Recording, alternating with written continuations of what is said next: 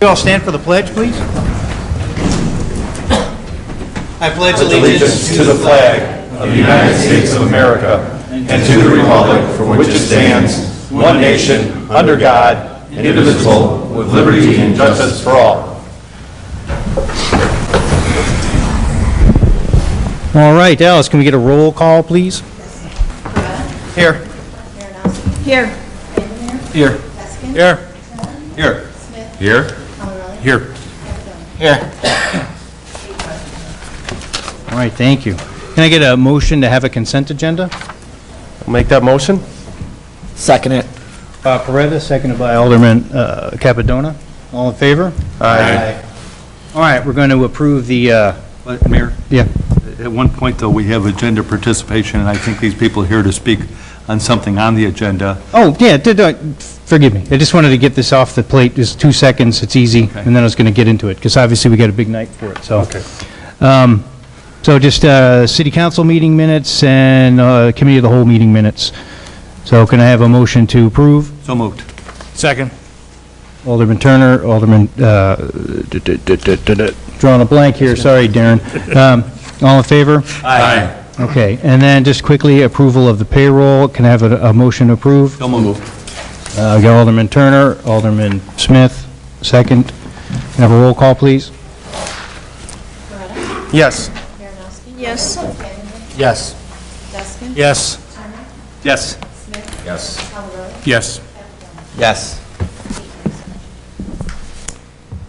All right, everybody, welcome. We have a big night. There's a couple things on the agenda that people want to talk about. Some are on the committee of the whole, some are here on the city council meeting. So I have 2 cards here for agenda for this evening for the chief's appointment. So Kim Hartley, please come up.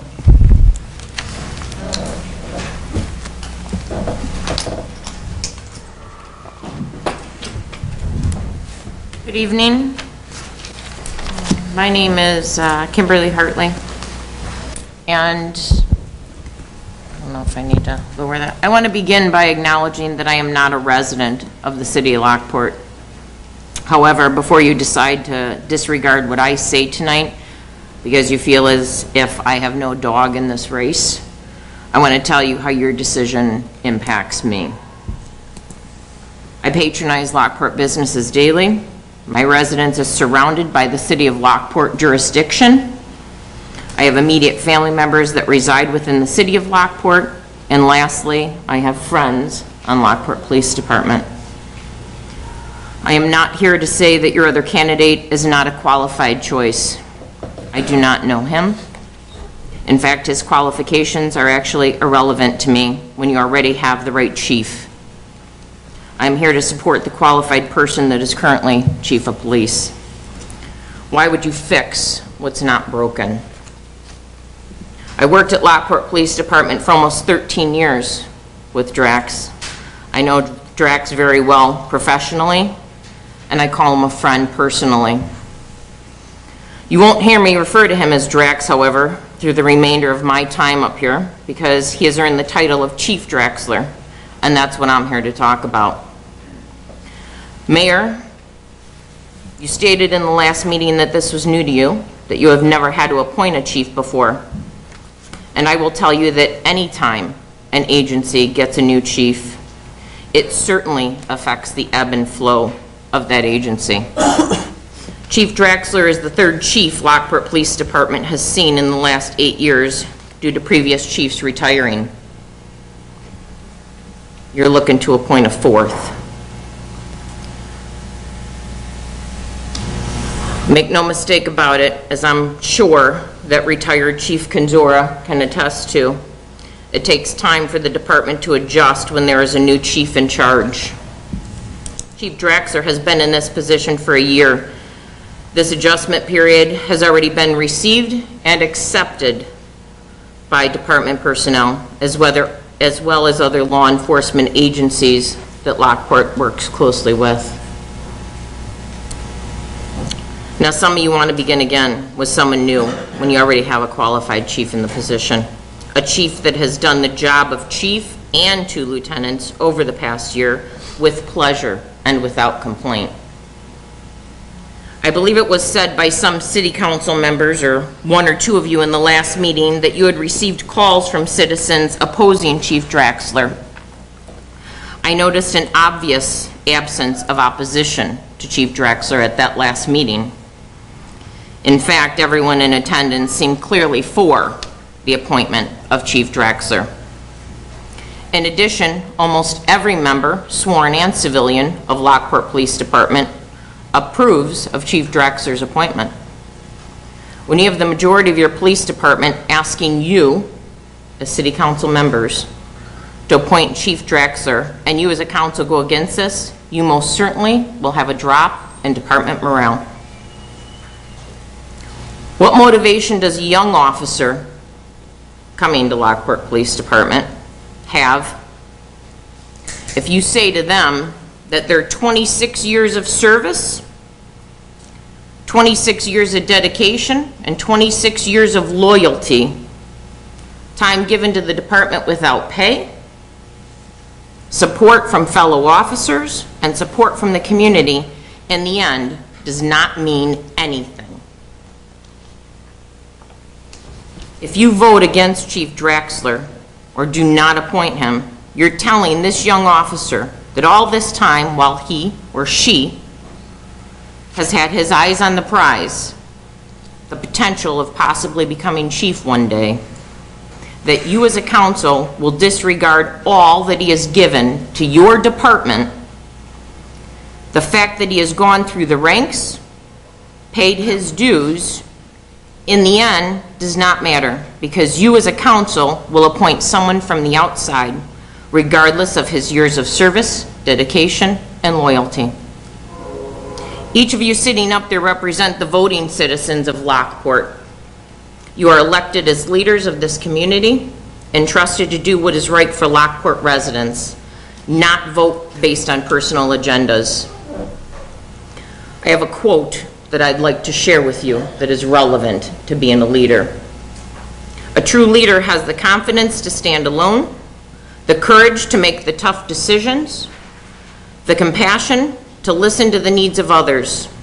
He does not set out to become a leader, but becomes one by the quality of his actions and the integrity of his intent. That's by General MacArthur from the United States Army, for those of you that don't know. I understand that appointing Chief Draxler may not be the popular decision among some of your fellow council members, but you as a leader need to have the courage and the integrity to make the right decision, not the popular one. Lastly, when you vote tonight, please remember this. Vote as if the lives of the citizens of Lockport depend on it. Vote as if the lives of your family members depend on it. And vote as if your life depends on it. Because certainly if you have a department that has a low morale, your lives, your family members' lives, and the citizens' lives certainly do depend on who you vote for. Thank you for your time.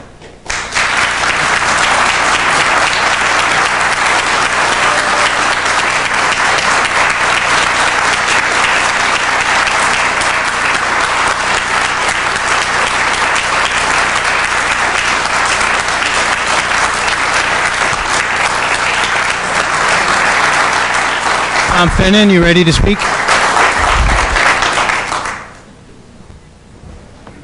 Tom Finnan, 930 Lincoln Street, Lockport. I guess that's going to be tough to follow. I'm here as a former alderman, and after talking to one of my aldermen, I was very disappointed at some of his views. One of the things that I'm proud of Lockport is that we have a lot of heritage, and we have a lot of things that we've done over the years, and he basically told me that that's not going to happen anymore. Well, I'd hate to tell an officer, just like the lady said, that you're going to stay here this whole time and not have the opportunity to become chief someday. It's the same as the Public Works Department and telling them the same thing. We employ these people and tell them to educate yourself. We tell them to make themselves better, and we tell them to work hard, and then you're going to replace it with somebody from out of town. How is that fair to them? As an alderman, I would have been very upset sitting up there even hearing this. very upset. And after talking to one of you last night, I was very upset listening to the thought. I did my homework. I expect everybody up there to do their homework. That means don't listen to one person. Find out for yourselves what's the best for the city of Lockport and the people of Lockport. You have a gentleman that's done his job. He's done his job for the last year very well. I haven't heard any complaints, and people still call me. Believe me, you'll find that out when you retire. They just still do call you. So I don't see how anybody up there can sit and think about hiring somebody from out of town that doesn't live in town to do that when you have somebody here that's more than qualified. So when you do vote, think about that. Think about the people that you're voting is somebody that's lived here, raised his kids here, raised his family here, and is part of Lockport. When I came here, I was told I was an out-of-towner. I didn't belong here. But after many organizations and going through basically what you've gone through, I was told I'm from the old boys club, and that made me proud because that told me that I'm from Lockport. So please, when you vote, think about that. Think about what you're doing and what you're doing as far as the future of other guys that come here. I'd hate to lose officers or people in public works because we're not going to advance them. We've got some good employees. Let's bring them up and use them. Thank you. Thanks, Tom.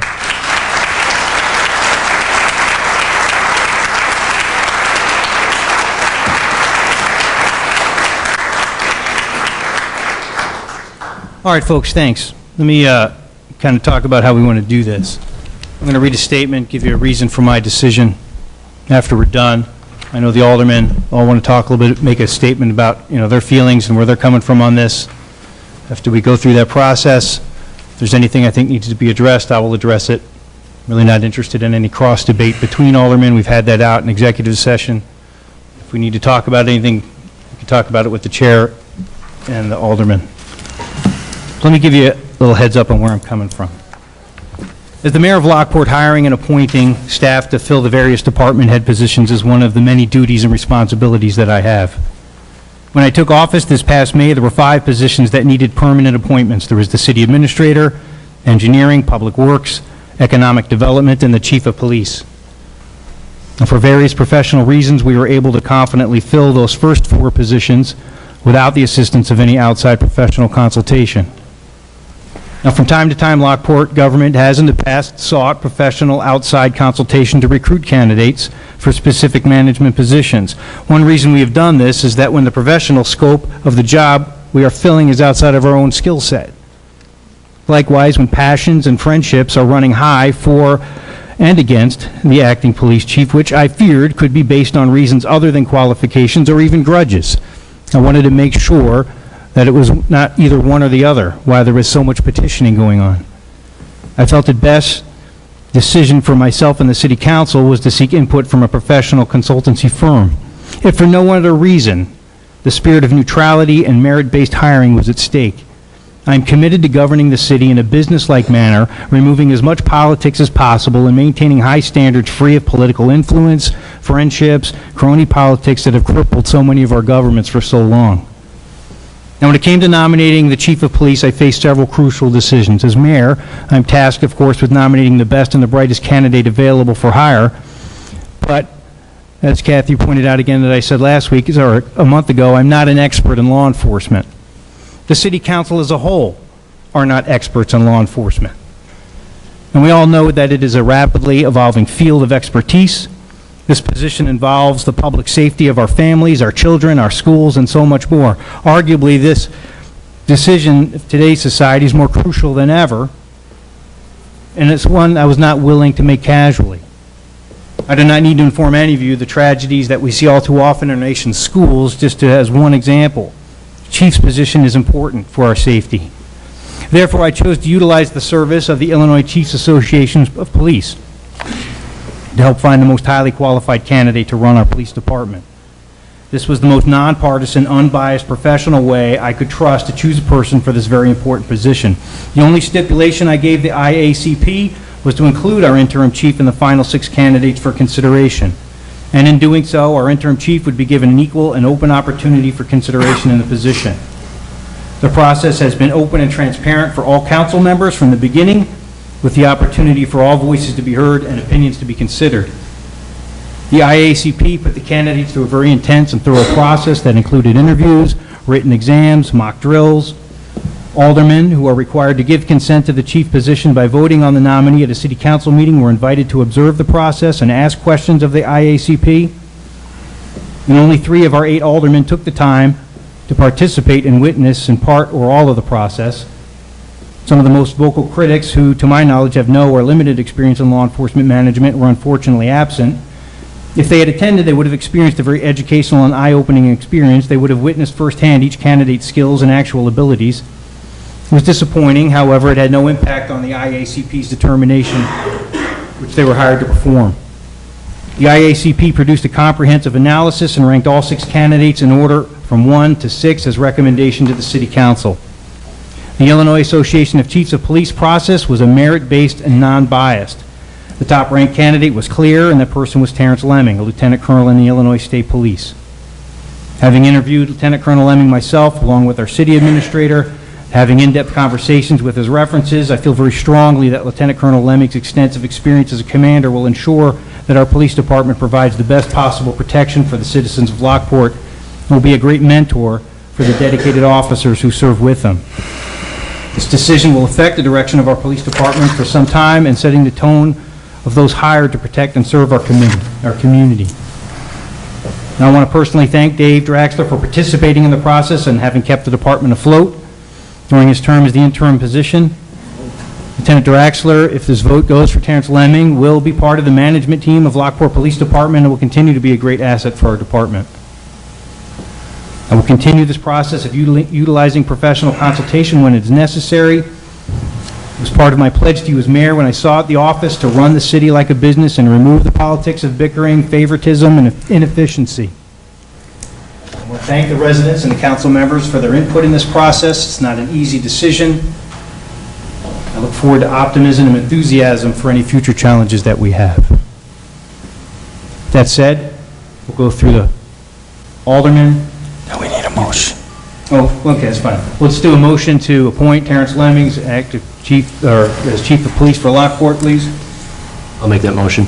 Motion by Alderman Vandermeer, I'll second it. seconded by Alderman Capadona. All in favor? No. Any discussion? Please, Bob. Yeah, thank you. The mayor just mentioned a process that the city went through, and I was thinking about the process over the last few months that Alderman Draxler has gone through, over 25 years' experience. That's the process that I have observed, not the full 25 years, as I'm only a 10-and-a-half-year resident of Lockport, but I met Draxler in 2008 in Citizens Police and have found him to be an exemplary lieutenant and also an exemplary acting chief. In my opinion, he's done an outstanding job as acting chief. And as far as the process is concerned, what I take very seriously is what I see in this audience. And over the last numerous months, many residents coming up to me, whether it's face-to-face, at the local jewel store, Walmart, whether it's via phone call, email, strong support for Acting Chief Draxler. Based on many of the residents speaking last month, what I observed from a lot of those residents and former lieutenants of the police department is not only has Draxler earned the respect of his peers, but he's changed numerous lives in the city of Lockport, and it was very touching.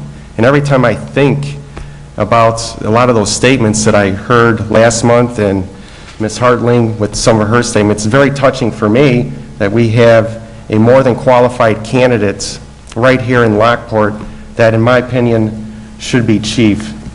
One of the things that I learned and my wife learned going through Citizens Police and communicating with some of the sergeants and police officers, the city of Lockport is very unique in the sense that we have numerous districts with our schools. Many towns have just one grade school district and one high school district. Lockport has numerous. Chief Draxler knows him by heart because he has the experience right here in town. So if something were to happen here in town and there has to be a school lockdown, who's the new chief going to turn to? He's going to turn to Draxler because he knows the stuff, because he's here local. He's raised his family right here in Lockport. He knows how to protect our children. So as far as someone that I want to entrust my child to as chief of police, that would be Acting Chief Draxler. That is something.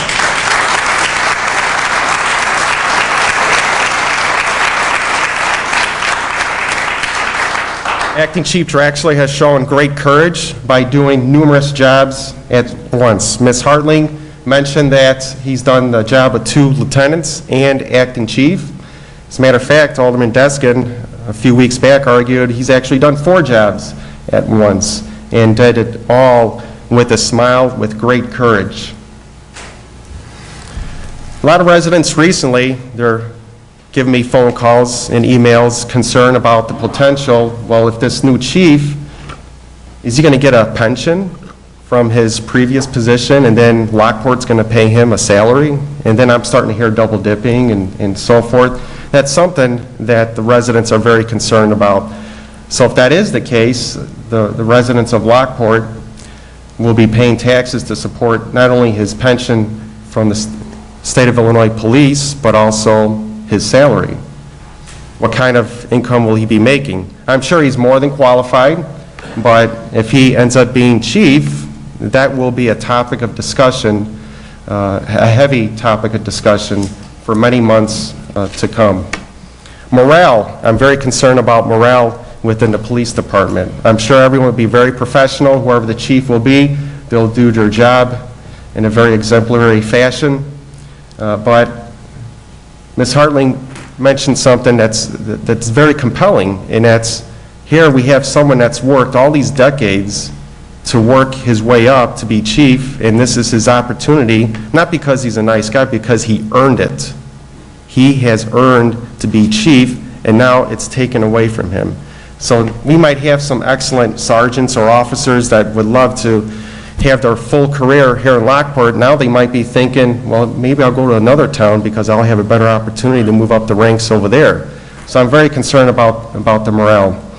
So I don't want to take much more time. I know the rest of the council wants to say a few more words. Thanks for the time.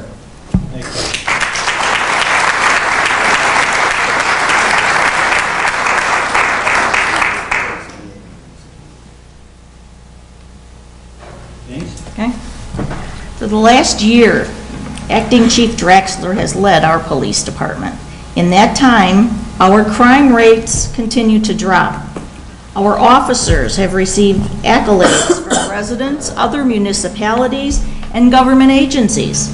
Their caring attitude and willingness to go beyond what is required is due to the leadership of Dave Draxler. Dave has made a difference. He has the respect and support of the officers who serve under his direction.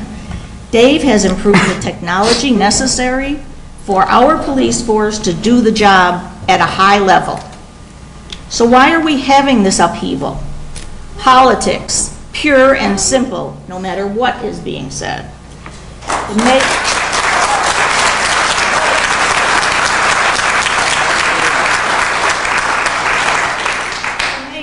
Every mayor has the power to appoint the chief of police with the consent of the council.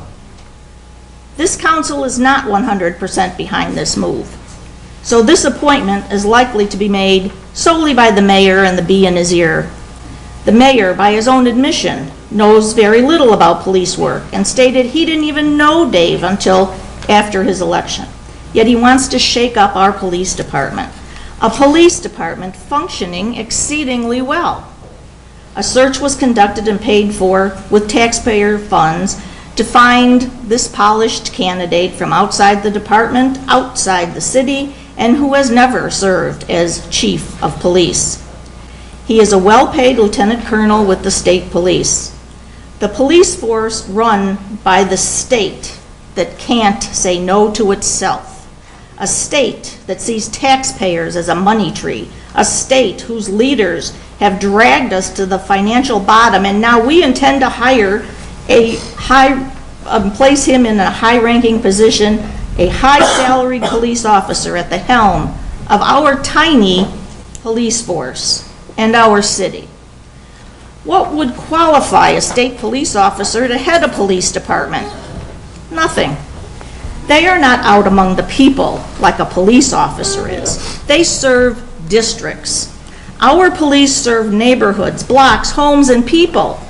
Why toss out an officer, an acting chief who has served this city for over 26 years with honor, honesty, and respect? A chief who knows every nook and cranny of the city, a chief who has proven he is up to the job, and replace him with an elitist outsider at the helm of Lockport Police.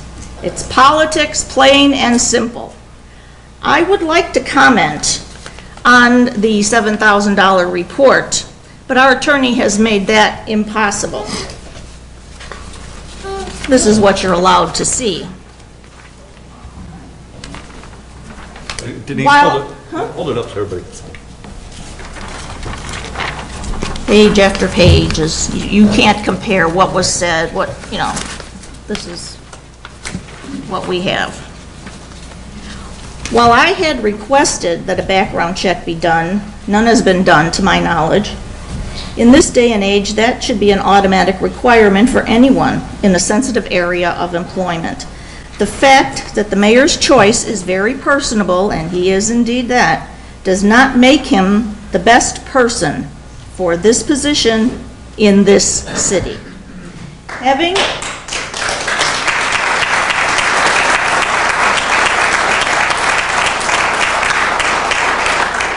our police chief overtly political will not be a good thing. That is what this is about, no matter how it's sugar-coated. A man of integrity, an honest man, a hard-working, straightforward man. A man who has done the job as we see the job, under difficult circumstances and shorthanded, is not a man for controlling politicians. Acting Chief Draxler is not this majority's cup of tea.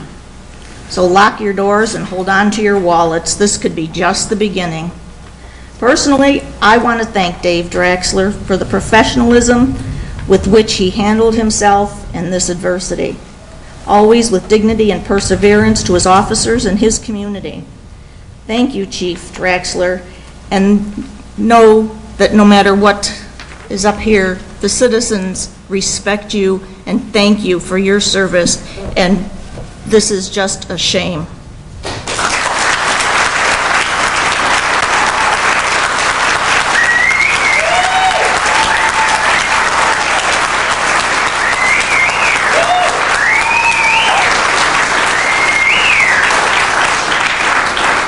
Mayor, may I have a comment?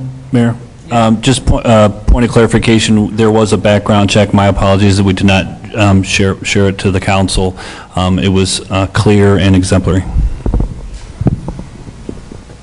Jason, what do you got?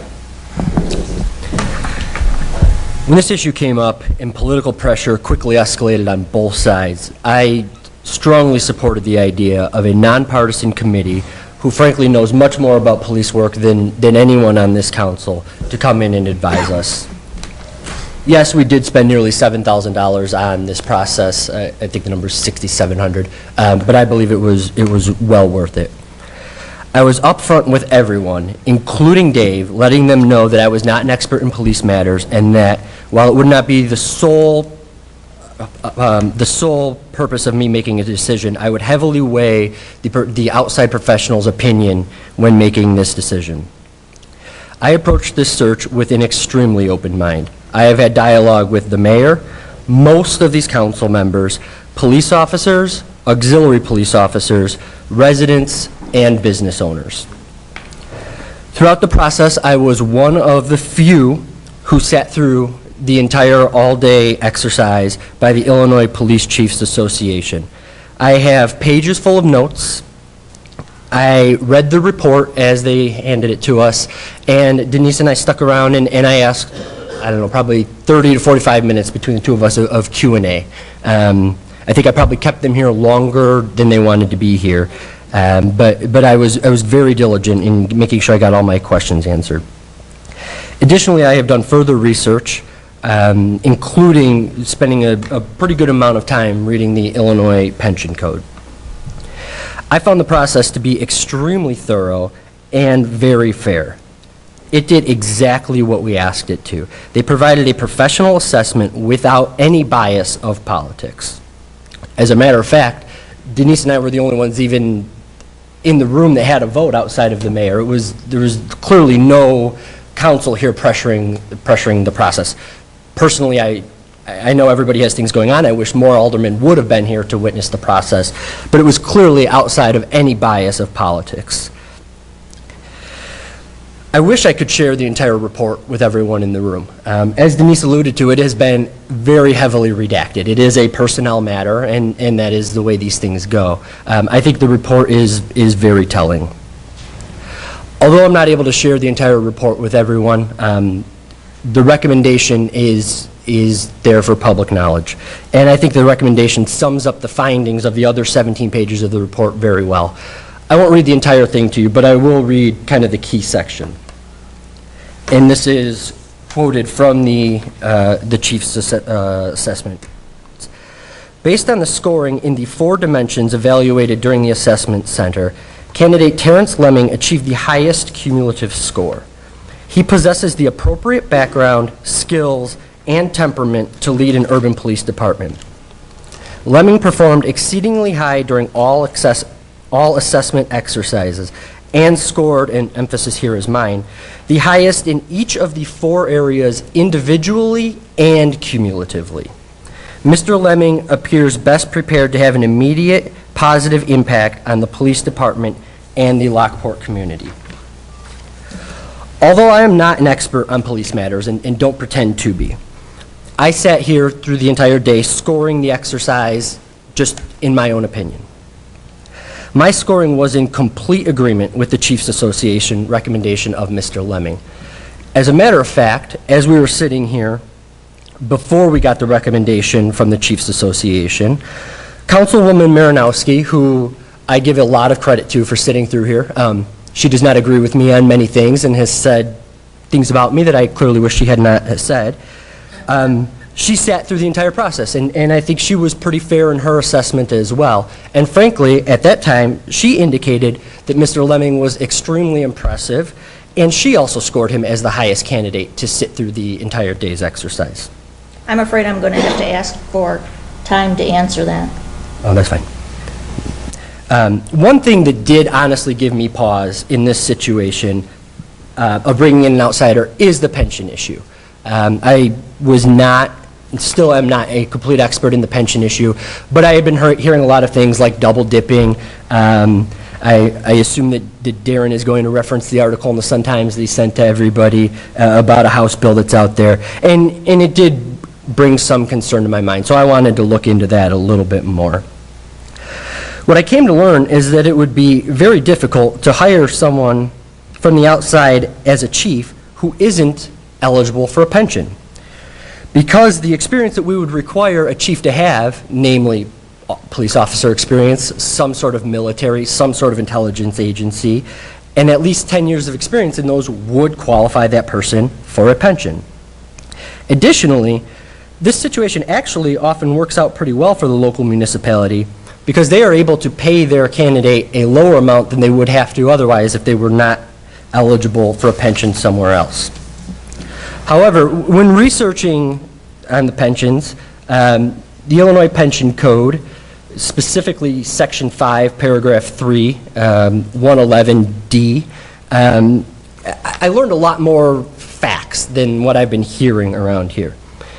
Just so you know, any candidate will immediately begin paying nearly 10% of his salary into the pension fund. That's every police officer, chief, through anybody in our police department.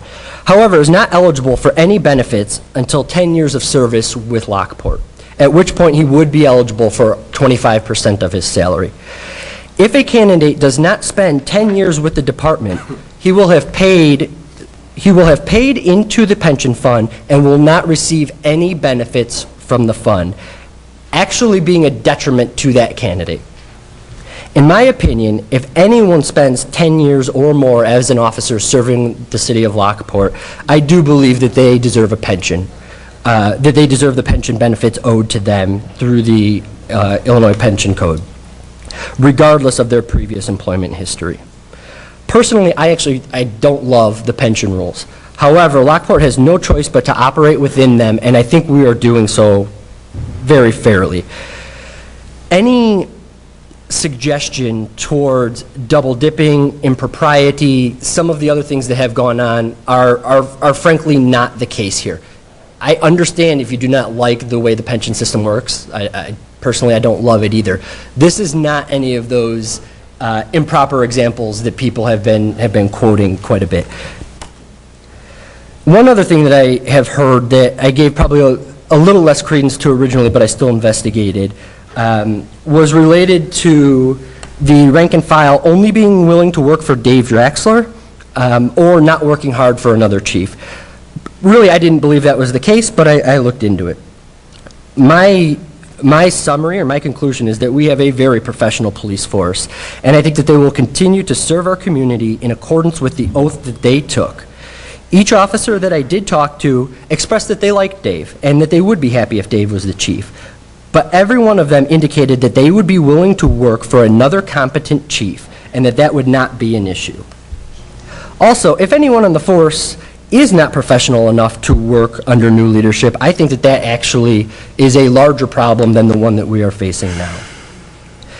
Through all my research, looking at the Illinois Chief's assessment that we brought in, everything that I have done, the first thing I realized is really how lucky we are as a city. We had 6 candidates in here 2 weeks ago.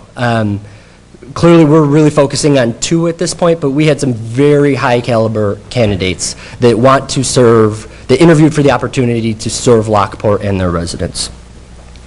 When taking everything into consideration, I do feel that it is the best choice for Lockport that Terrence Lemming is our chief. Thank you. Thanks, Jason. Denise, you wanted to make a comment? Yeah, since Jason brought up about that day, that's true, and I said in my statement that Mr. Lemming is a very polished performer, and that's how he was that day. But if you could read the report is subjective. There is no doubt about it. It can't be done any other way because of the way that was set up. So it's not a score like you can get 100%. No, it was a subjective exercise that they have done all over. And just because someone scored at the highest of everybody doesn't make him the right fit. And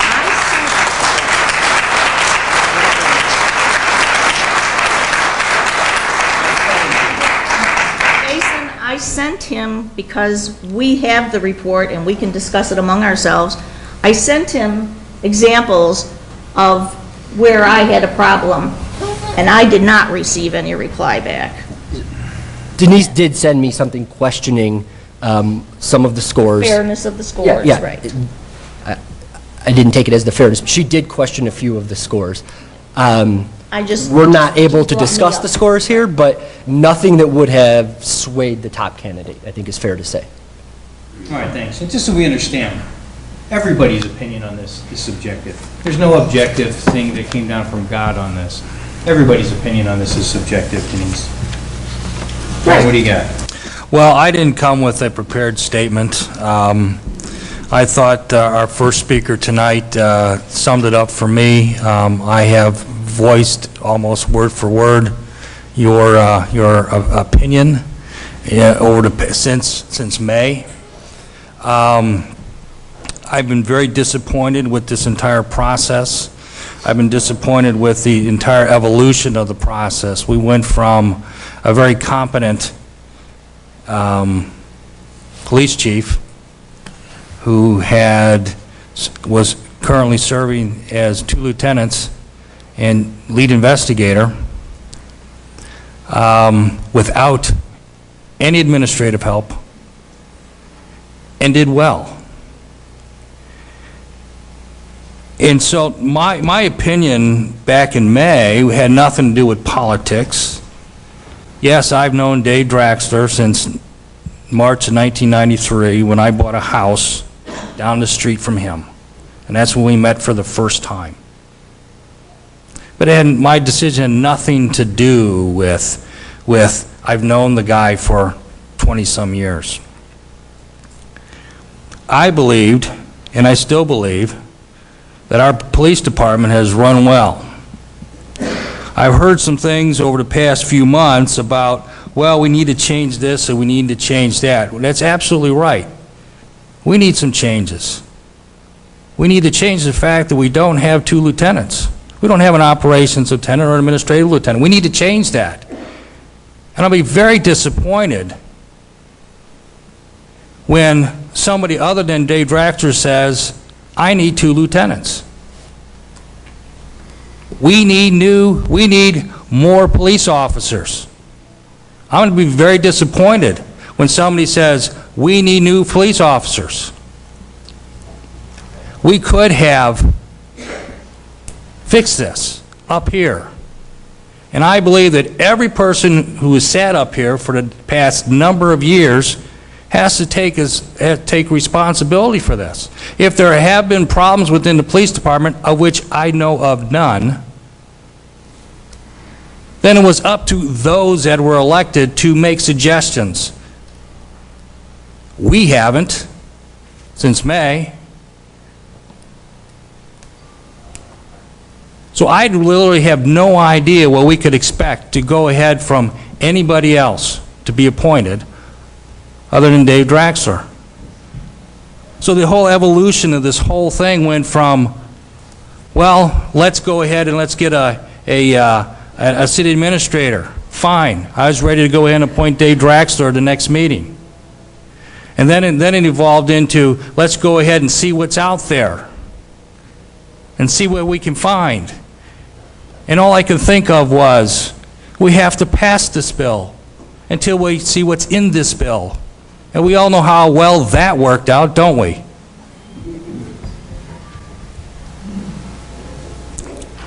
I think this is a bad karma thing for the city of Lockport. And there's no question that Mr. Lemming is a highly qualified and highly decorated police officer. He's a published author. Numerous journal articles written, and I believe he's even written a book on police stuff. It's great. What really set things off for me, or the final nail in the coffin is after this split council decided that we were going to go through this evaluation process, we then received the resumes of everybody. And one of the comments, as I was flipping through this with very little interest in the other candidates, I saw a comment and I'll paraphrase the comment.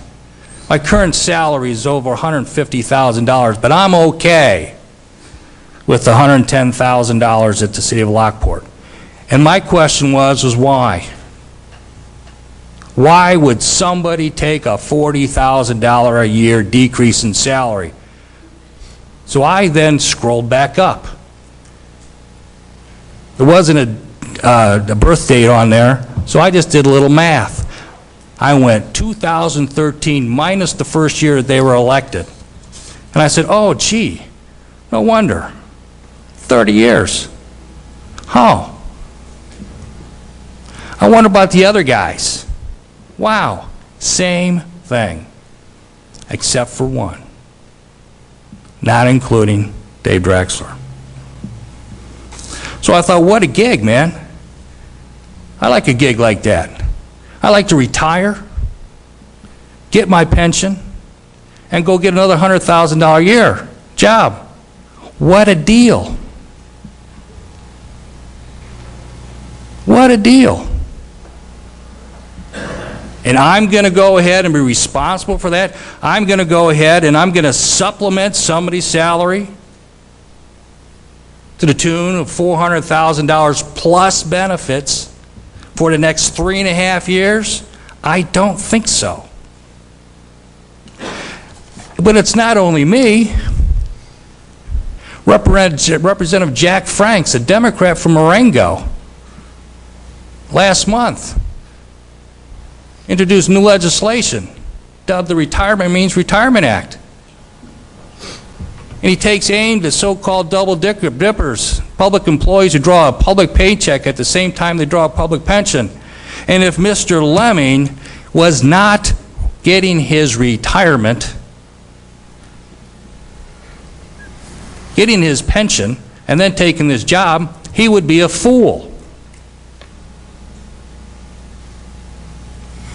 We've already gone through this, folks. We've already seen this on the front page of the newspapers.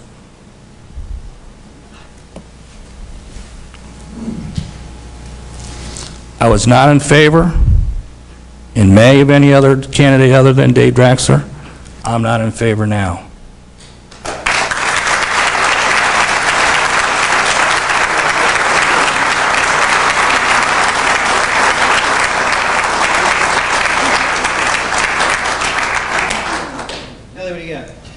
Okay. Well, first I'll reiterate, 26 years of service, 1 year acting chief, also acting as both lieutenants. Anybody that would put up to that, with that, hanging in the wind, any politician can take pot shots at him, any politician can come back and go after him. Is that the way to have an independent police force? No. In my opinion, this selection process has been secret to the public and flawed. We're just hearing today that there were background checks. This has been going on for a long time. We never heard there were background checks. We did do a background check on our city administrator. I found out him and I have something in common. But, and then what we can release to the public is so redacted, Richard Nixon would have been proud of it. So we blow $7 grand on a decision that really should have already been made. The $7 grand might have been good on finding new lieutenants or making sure that our sergeants are up to being lieutenants, but no. That $7 grand, because of the redactions to the public, is pretty much a secret committee. We can't even release who did the questioning. Oh, come on, what do they got to hide? This isn't really open government. I think this is more of an exercise to get rid of a good man, a man that's dedicated, a man that is experienced, and a man that loves Lockport. The mayor's candidate is a lieutenant colonel. I really don't know anything about him because, to tell you the truth, we already had a candidate.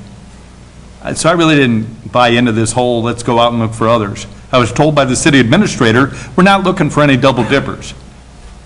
We're just looking to see what's out there.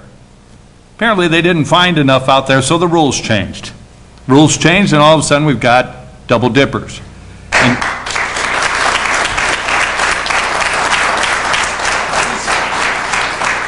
And yes, it's true, they can draw their pension and a salary because there is no reason to take a lower job. The only thing they can't do is come back in the same job and take their pension. We have a former fire chief that's doing it right now. That's not what I meant to imply. You're right on that point. Right. He cannot collect another pension from Lockport without working for 10 years. That's fine. It doesn't matter because with the this lieutenant colonel makes 150 G's a year. His pension will be 130 grand a year. Just his pension puts him in the upper 2% of income earners. His salary is going to put him up in the almost 1%. Now, with benefits, he's going to make over $250,000 a year from the Illinois taxpayers. Now, he may be a great guy. Don't get me wrong. You don't make it a lieutenant colonel without keeping your nose clean and doing everything right. The problem is, though, is as Denise pointed out, state police lieutenant colonels do not interact with people. They interact with legislators. They interact with higher-ups in the police force, in the state police force. But if a citizen asks him something, you know what he says? Go talk to that guy over there. They can't do that here.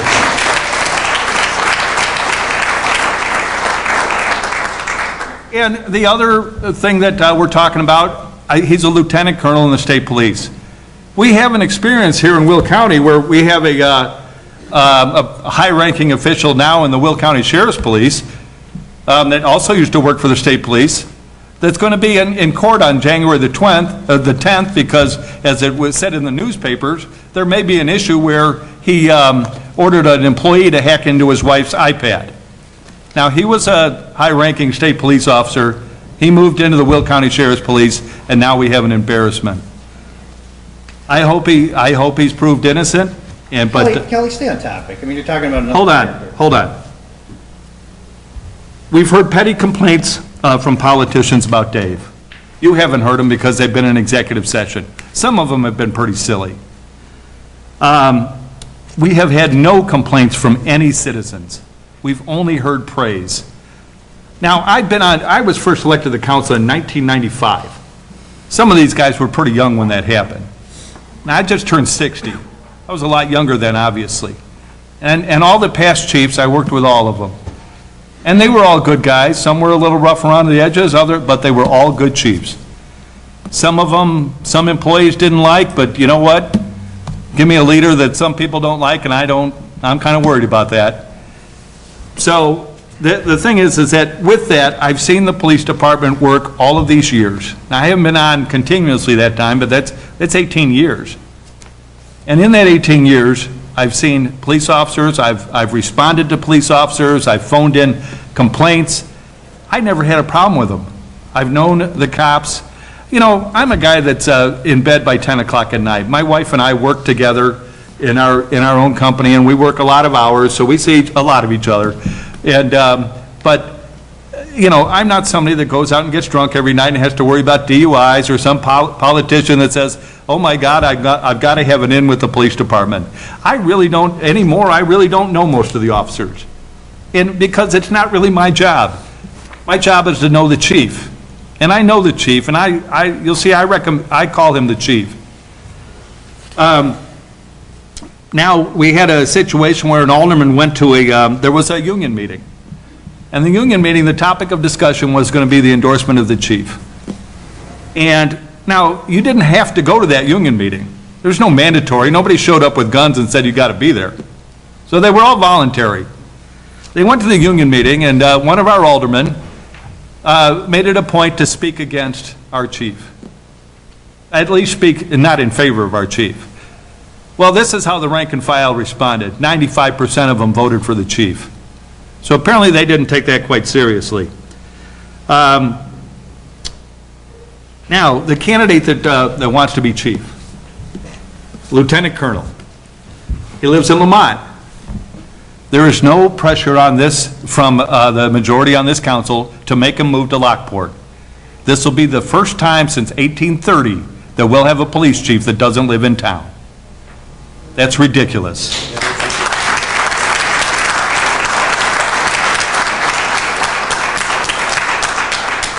I've heard, frankly, silly excuses, I'm not going to go into them, about why Dave shouldn't be the chief. I've heard that we need to build a professional police department, and I guess we need to build the FBI right here. So I've heard those. And then, you know, something struck me over the weekend. I was talking to a guy that lives in Homer Glen. And then I realized they don't even have a police department.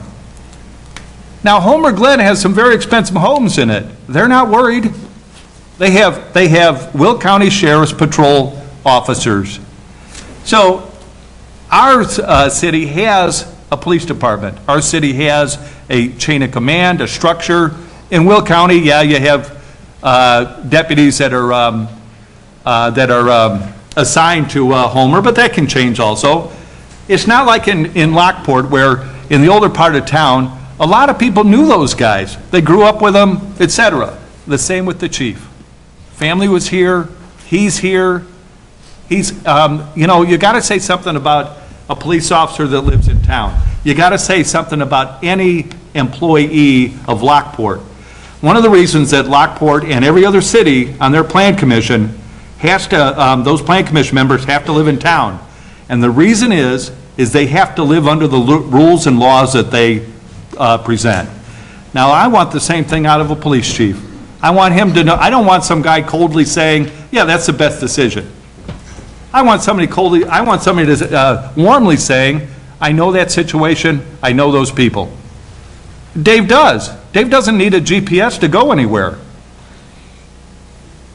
So the combined retirement of this candidate and what he will make and benefits and everything else, he'll make over $250,000 a year. Well, I did a little research today. He's going to make about $40,000 a year more than the Chief Justice of the Illinois Supreme Court. He's going to make almost $70,000 a year more than the governor. Now, you know, when people say, well, he earned it, et cetera, well, we've got a system that's pretty terrible. And I've got friends that are retired state police. Most of them didn't want to stay in police work. But the problem is that when you say that, well, casually, you know, he's earned it, so he should collect it. We have a pension system that's broke. We just passed something yesterday in the Illinois General Assembly, and the problem is, where the union's taking that? Right to the courts. It's going to be a long time, and other politicians and the state treasurer are saying this is only a patch. Right now, the indebtedness is $95 billion. And you know who pays for that? Us. And the problem is that we're now it's not costing Lockport that, but we are causing the state problem. Every other town that looks the other way and says, oh yeah, sure, it's $250,000, sure. And if this guy stays 4 years, it's $1 million. That's not bad for public servants.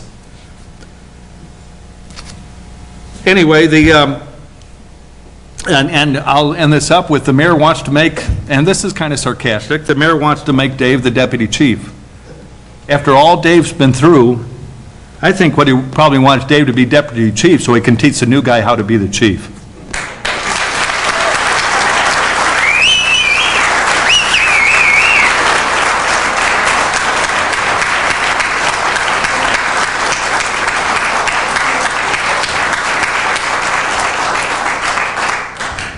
What do you got, Brian?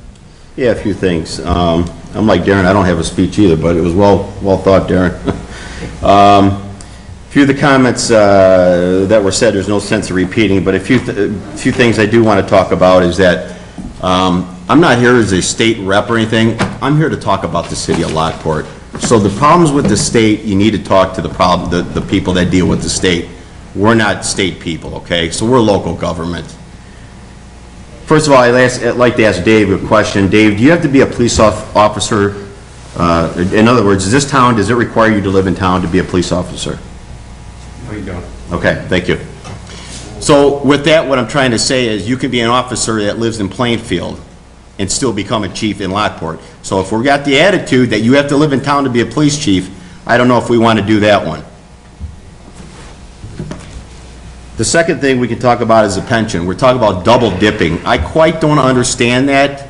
So my logic would be in thinking like, how could I relate to that? Double dipping, okay? Government, right? Government pay from double dipping, I guess. So if you're a military person, retired military, getting a government pension, does that mean you cannot apply for a municipal job, a school district job, that are funded by taxpayers? I'd like to know where that message is going if you're talking about double dipping. The second thing I want to talk about is this is in a job that's under administration, okay? Administration. There are college courses that are under administration. Do we tell our sons and daughters, don't take those classes, because if you don't live in those towns that are looking for administration jobs, you're not going to get it. Is that the message we're saying? So those are a few things that I want to say that I've heard tonight and want to know if that's what we're talking about. So, thank you. You know what, we're going to make this professional. I don't want snide comments. So again, listen to what people have to say, and then we'll make a decision. I'd like to say the process we had was a fair process. I was on the council 2 years ago, okay? We have eliminated staff we have gone to outside sources without an open government, without looking at a process. Those days are gone. Now we have a process. I think it's fair process. We are taxpayers, a fair process. Administration is that fair process. So again, thank you. Yeah, what about that guy? Hey, Jim, I asked you not to make snide comments from the gallery. If you wanted to speak, fill out a card. You could have done that in the beginning. You spoke your piece last week. I appreciate it. But no yelling out from the gallery, please. Pete, what do you got? Well, it's clear that this is a very passionate issue for everyone in this room here tonight. Everyone really came into this meeting with their minds made up, and they had, we're going to endorse Dave, and they want to speak their piece on Dave, and I think that that's fair and it's right. Dave's a good guy. He's shown integrity as a police officer. But as council members, we need to look past our own personal biases and make decisions based on all the best factors that we have at our hands. And so there's no way anything that, you're going to see votes here tonight, and those who are going to support the mayor's appointment, there's nothing that any one of us can say or do that's going to change your minds. If your minds are made up and you think Dave's the best man for the job, you're going to leave here thinking the same thing. So a lot of the words that those who are going to support the mayor are saying tonight are I'm sure, going to fall on deaf ears. But make no doubt about it that that this is a difficult decision. And just as, for those of you who know me and know me well, you know that I'm not a guy who, I don't hold grudges against people, and I know that,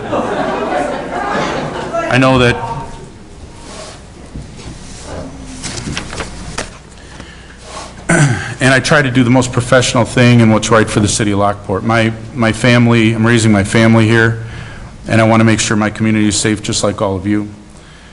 And so, there's mention of politics here, that this is a political decision, and the political decision and the easier decision would be to endorse Dave and move on, and we would not have to face any of this. But the harder decision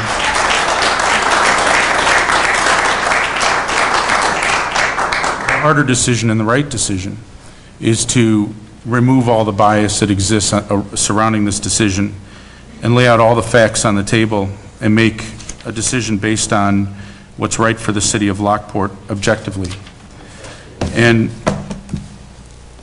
so I understand that there's a lot of anger out there, and I'm hoping that I believe in the city of Lockport, and I know that the residents of the city of Lockport can get beyond this and continue to build our city as we have in the past.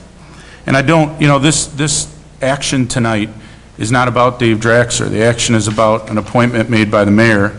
So I don't think it's appropriate to air laundry on either side, either positive or negative. I think that we need to do our best to communicate what we've learned through this process as best we can. And for those of you who, as was mentioned already on the council, the assessment that was done and the conversations that took place in executive session, you're not going to be able to hear any of that, obviously. And I wish that you could, because until you see all of that and you hear all that, you really don't have a full understanding of the issue.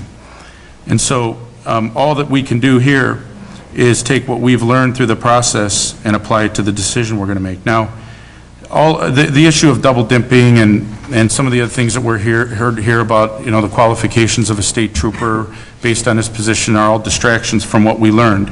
And what we learned is that the candidate that the mayor is bringing forward for nomination here tonight for appointment is an extremely strong candidate who's going to make our police department better.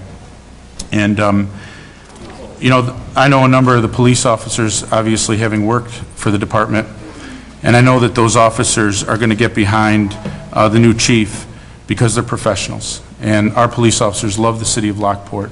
They love serving the city of Lockport. And it doesn't matter who's in charge of their department, they're going to do their best, because if you're a police officer, it takes a certain kind of person to be a police officer. You're somebody who, by nature, serves and protects. And decisions like this don't deter you from fulfilling your mission in life. And that's what I believe. I believe that the police officers we have are phenomenal individuals who are going to do a great job. So as to morale on the department, if anything, I believe that our morale will increase after this appointment is made.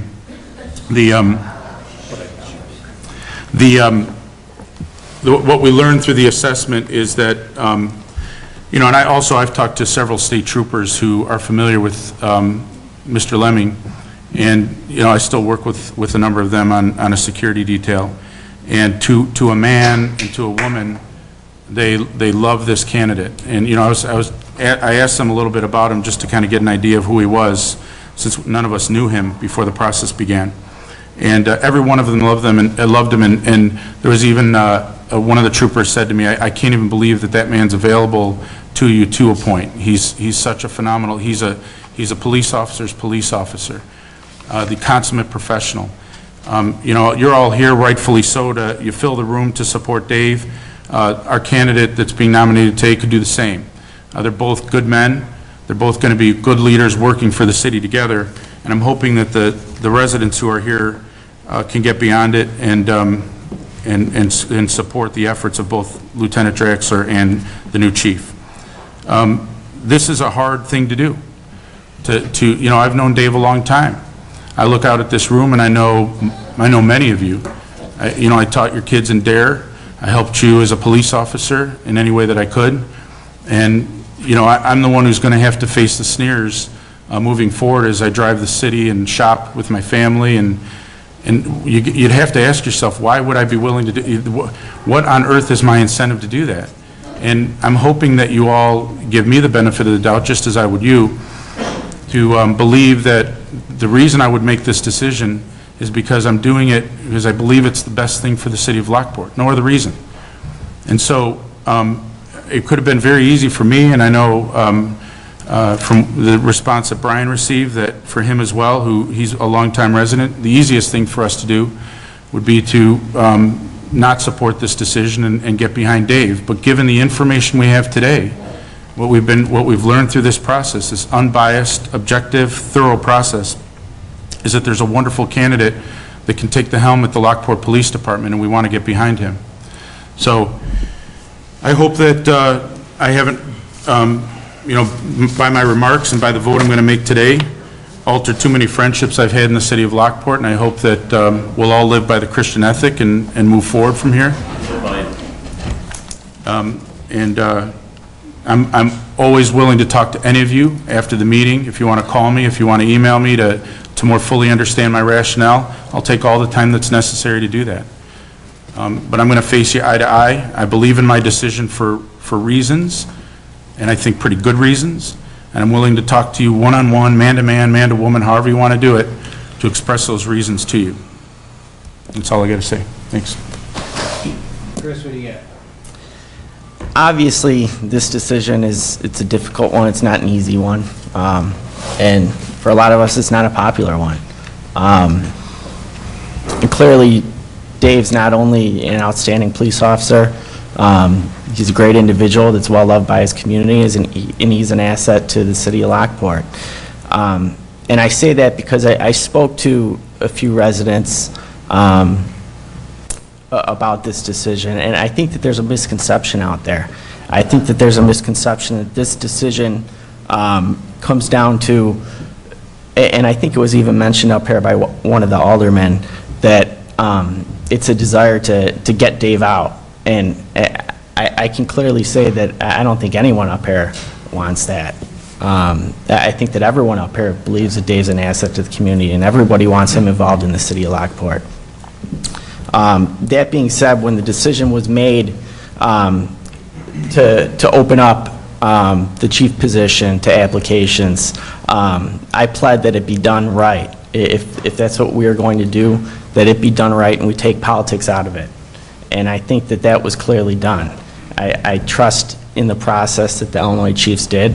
I think it was there were subjective things to it, but it was unbiased.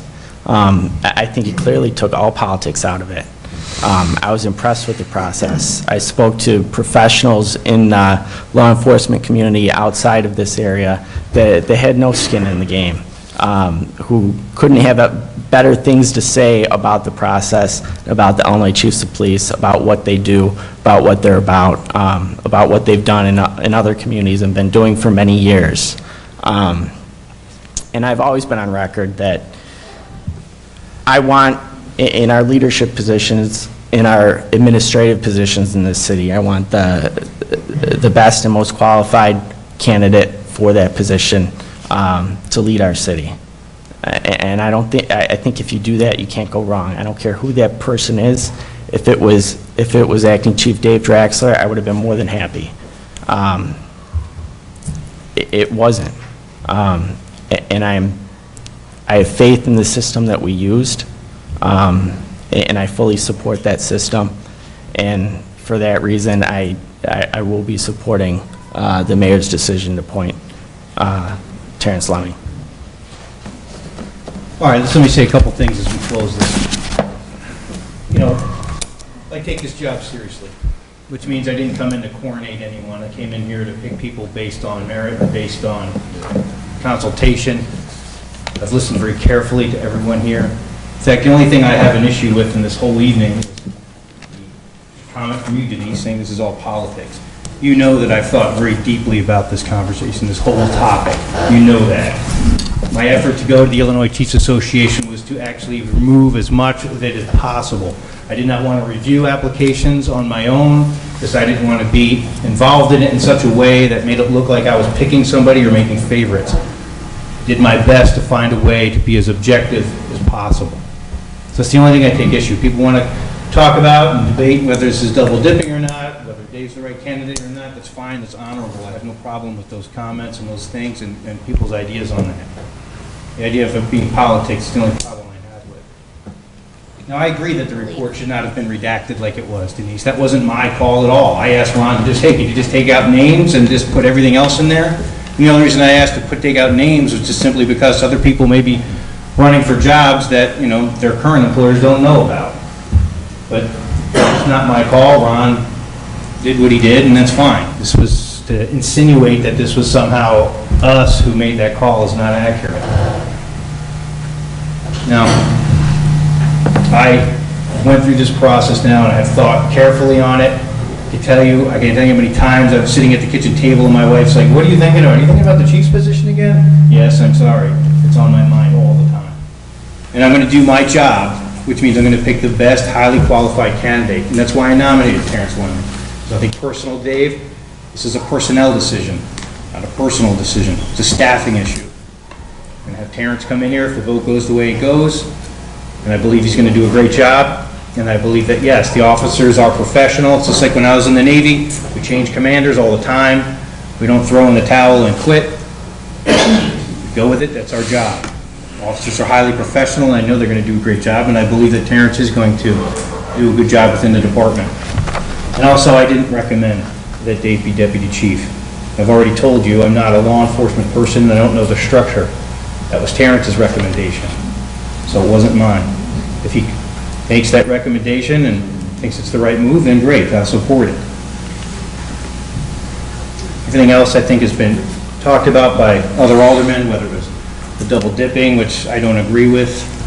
I believe if a person retired from the U.S. military at the age of 38 after spending 28 years to tell them that they can't go into law enforcement or firefighters or any other civic position because they'd be double dippers, I don't agree with that. The state pension and our Lockport pensions are sound. They're not part of the 5 pensions that are at the state level that are going through the fiasco right now. And the truth is, that's right. Terrence is not going to be able to collect a pension unless he's been in for 10 years, and this is a political appointment. There's a real possibility that, you know, the next mayor or somebody else is going to take Terrence and not keep him on. That's fine. That's part of the job. That's the way it goes. In any case, I respect people, and I do respect people's differences of opinion on this. One thing about this job is every decision I make upsets somebody. It's just hands down is the way it is. I'm just going to do what my conscience says is the right thing and is the best for the city of Lockport. I agree on that. I hope we can go forward and work together on other issues in peace. All right, now I'm going to ask for a vote. Mayor, just one point of order. When you mentioned the military, people that retire from enlisted military don't make near the kind of pension that pays them 130 Gs a year. Yeah, I don't have And a they're problem with also that. not in the, It's not about the money. they're also not in the same state. Well, it's not about with the federal government's not broke. I mean, we're talking about like, oh, if you're going to sit there and talk about what you pontificated on about like the state's broke, well, the federal government's in the same position. I'm not here to fix the pension system, Kelly. If you want to fix the pension system, run for office in Springfield. That's not my business. My business is to pick the best candidates for the city of Lockport. I'm going to call for a vote on this issue. Mayor, just could I have a point of clarification on the motion? It should be a motion to consent to the appointment. All right, so I have a motion to consent to the appointment. Does the first and second making the motion have an objection to changing that? No. All right, so now can we do a roll call then? Thank you. Roll call, Alice? No. No. Yes. No. No. Smith, Yes. Colorelli, Yes. Capitano. Yes. Tie, 4-4. I will vote yes for Terrence Lemon.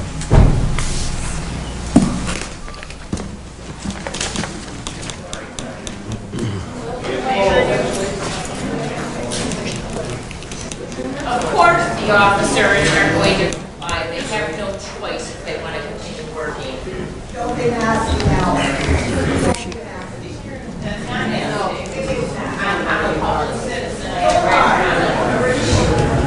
Folks, why don't we take 5 minutes, all right? Take a 5-minute break.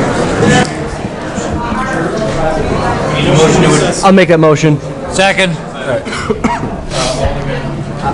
I made it. Desmond seconded. Aye.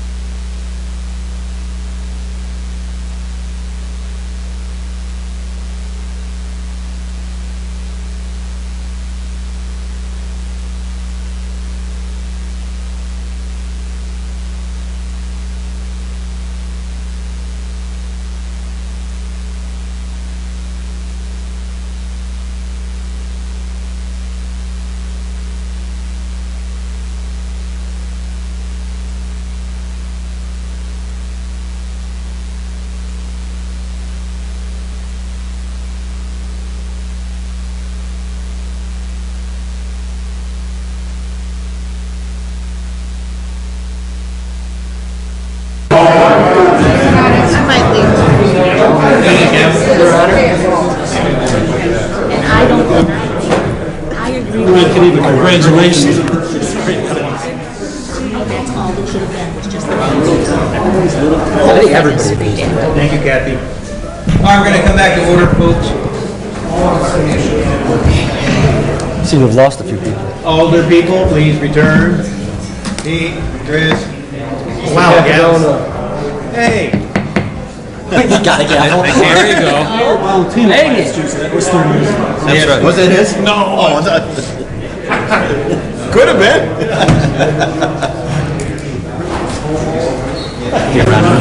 All right, can I have a motion to come out of recess? I'll make that motion. So moved, second.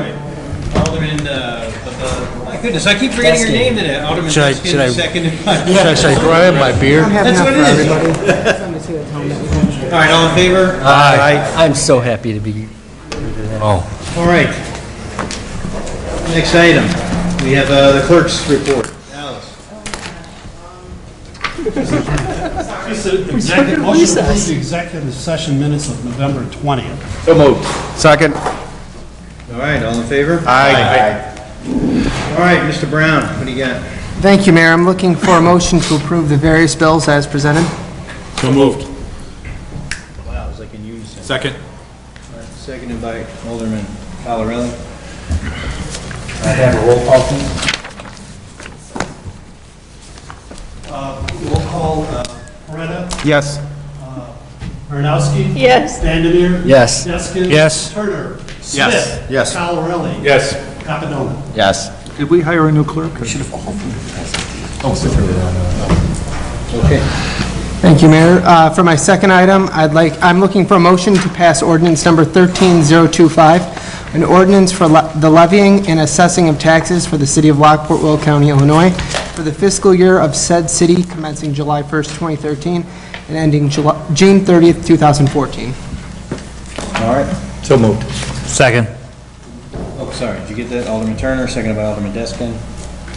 He's not quite as fast as the regular clerk. It's okay. I got it. Make a roll call, please. Coretta. Yes. Marinowski. No. Vandermeer. Yes. Deskin. Yes. Turner. No. Smith. Yes. Calarelli. Yes. Capadona. Yes. 6 yeas, 2 nays. Motion passes. Okay, who's next? All right, Jack was here speaking. Yeah, I'll jump in on that if you don't mind, Mayor.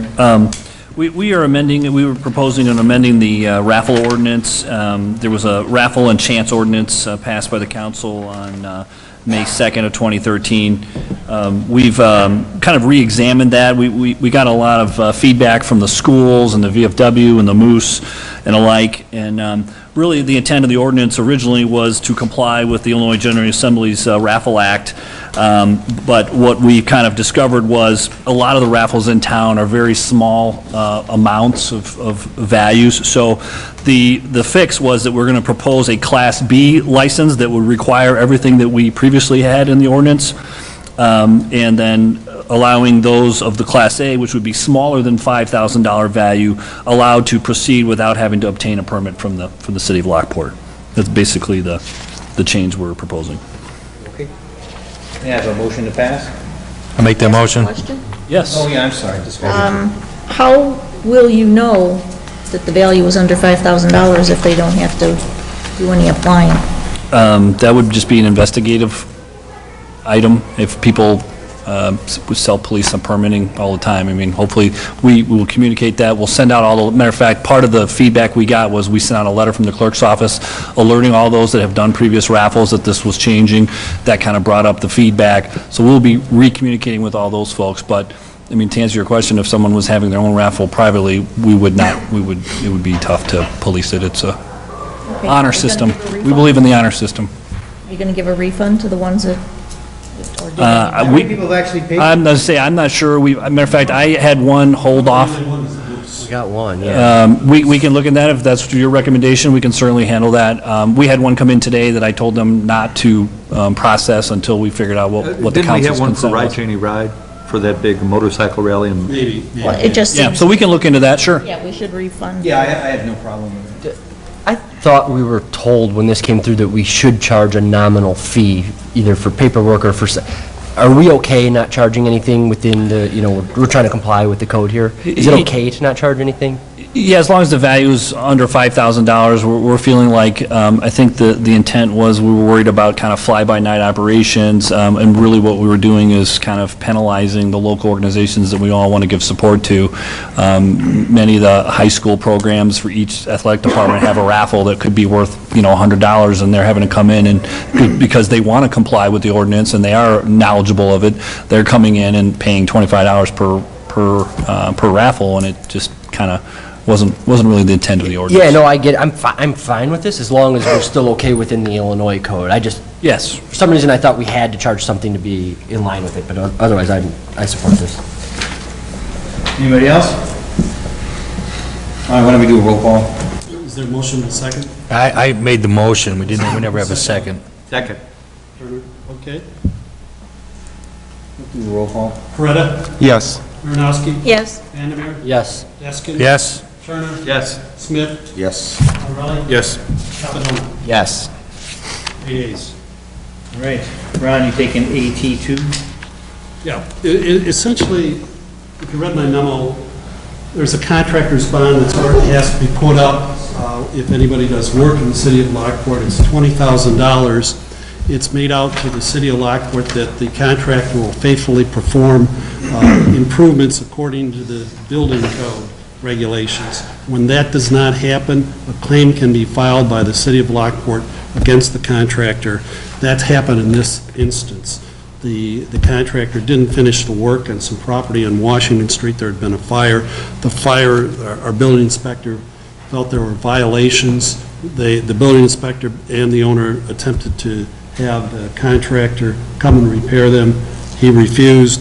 We filed a claim based upon what the owner's estimated cost to bring a new contractor out and do the repairs. The bond insurance company paid the $6,000, which was the cost of the estimate of the repairs done in order to conform the house to the building code.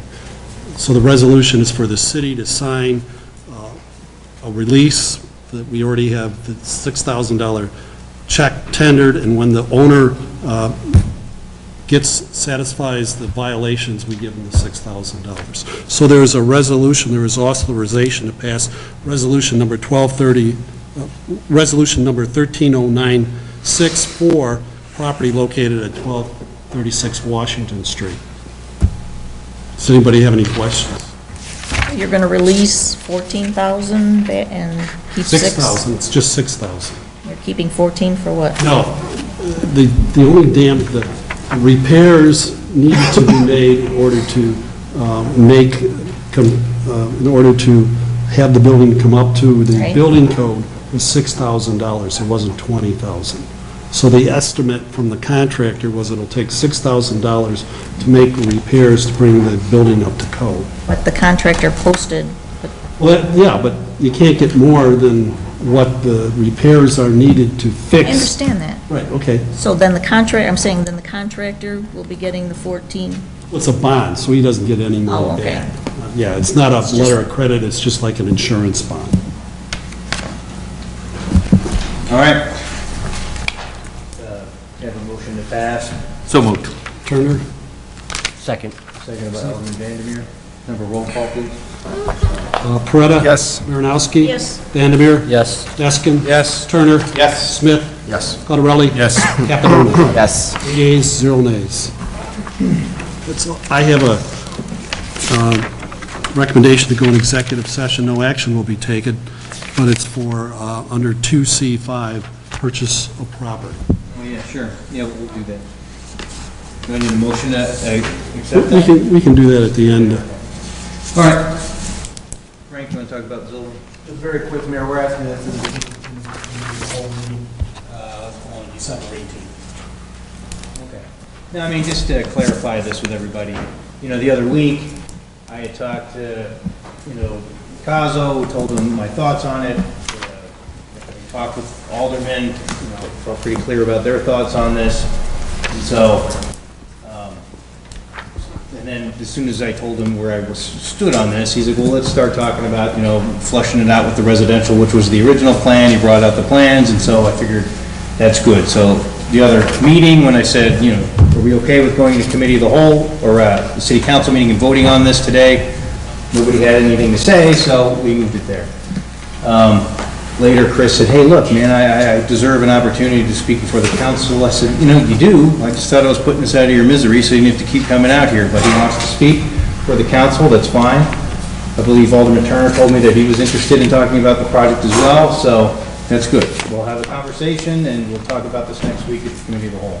So that's where we're at with that. I have a question on that. To better understand that, is there any change than what was already proposed for that development? Is there any... What you have there in your packet was what the original Karen Springs 5 was. And Okay. just to give you some background on that. Okay. There's no change from what Mr. Powers and Silver presented collectively and individually to the council member. I just added that to give you a little more history of the project. Okay, so nothing has changed as far as design goes? Correct. Okay. Yeah. So,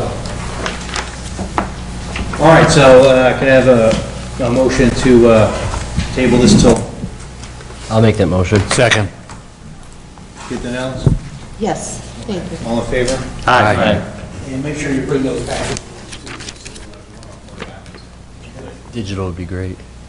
Yeah, the iPads would be, the iPads would be wonderful. Yeah. Brian Yeah. told me he Looking didn't at the want guy to that has face the Obamacare launch debacle. He wanted to make sure it was going to work, so he's been very cautious. I'm going to commit all of mine to memory, so don't even worry about it. All right, what else do we got here? Amy, you leave, right? Yeah, I'll handle that for you, Mayor. Basically, this was a motion to adopt a resolution to enter into an agreement with Design Tech Engineering for professional services in regards to construction with the Summit and Runyon Water Main project.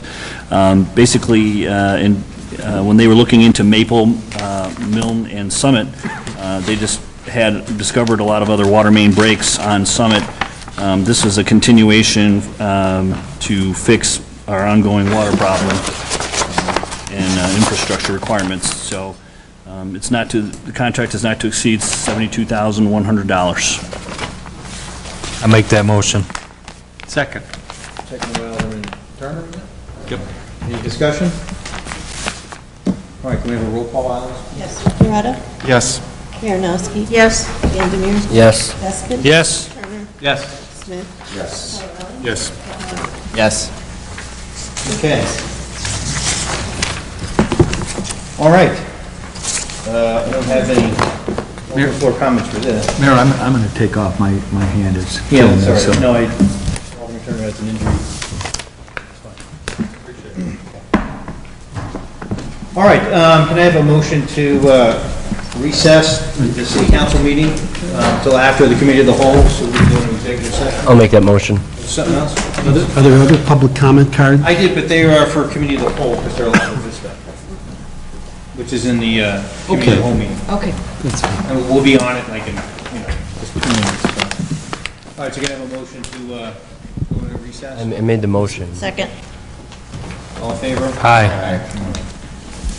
Let's jump into committee of the whole.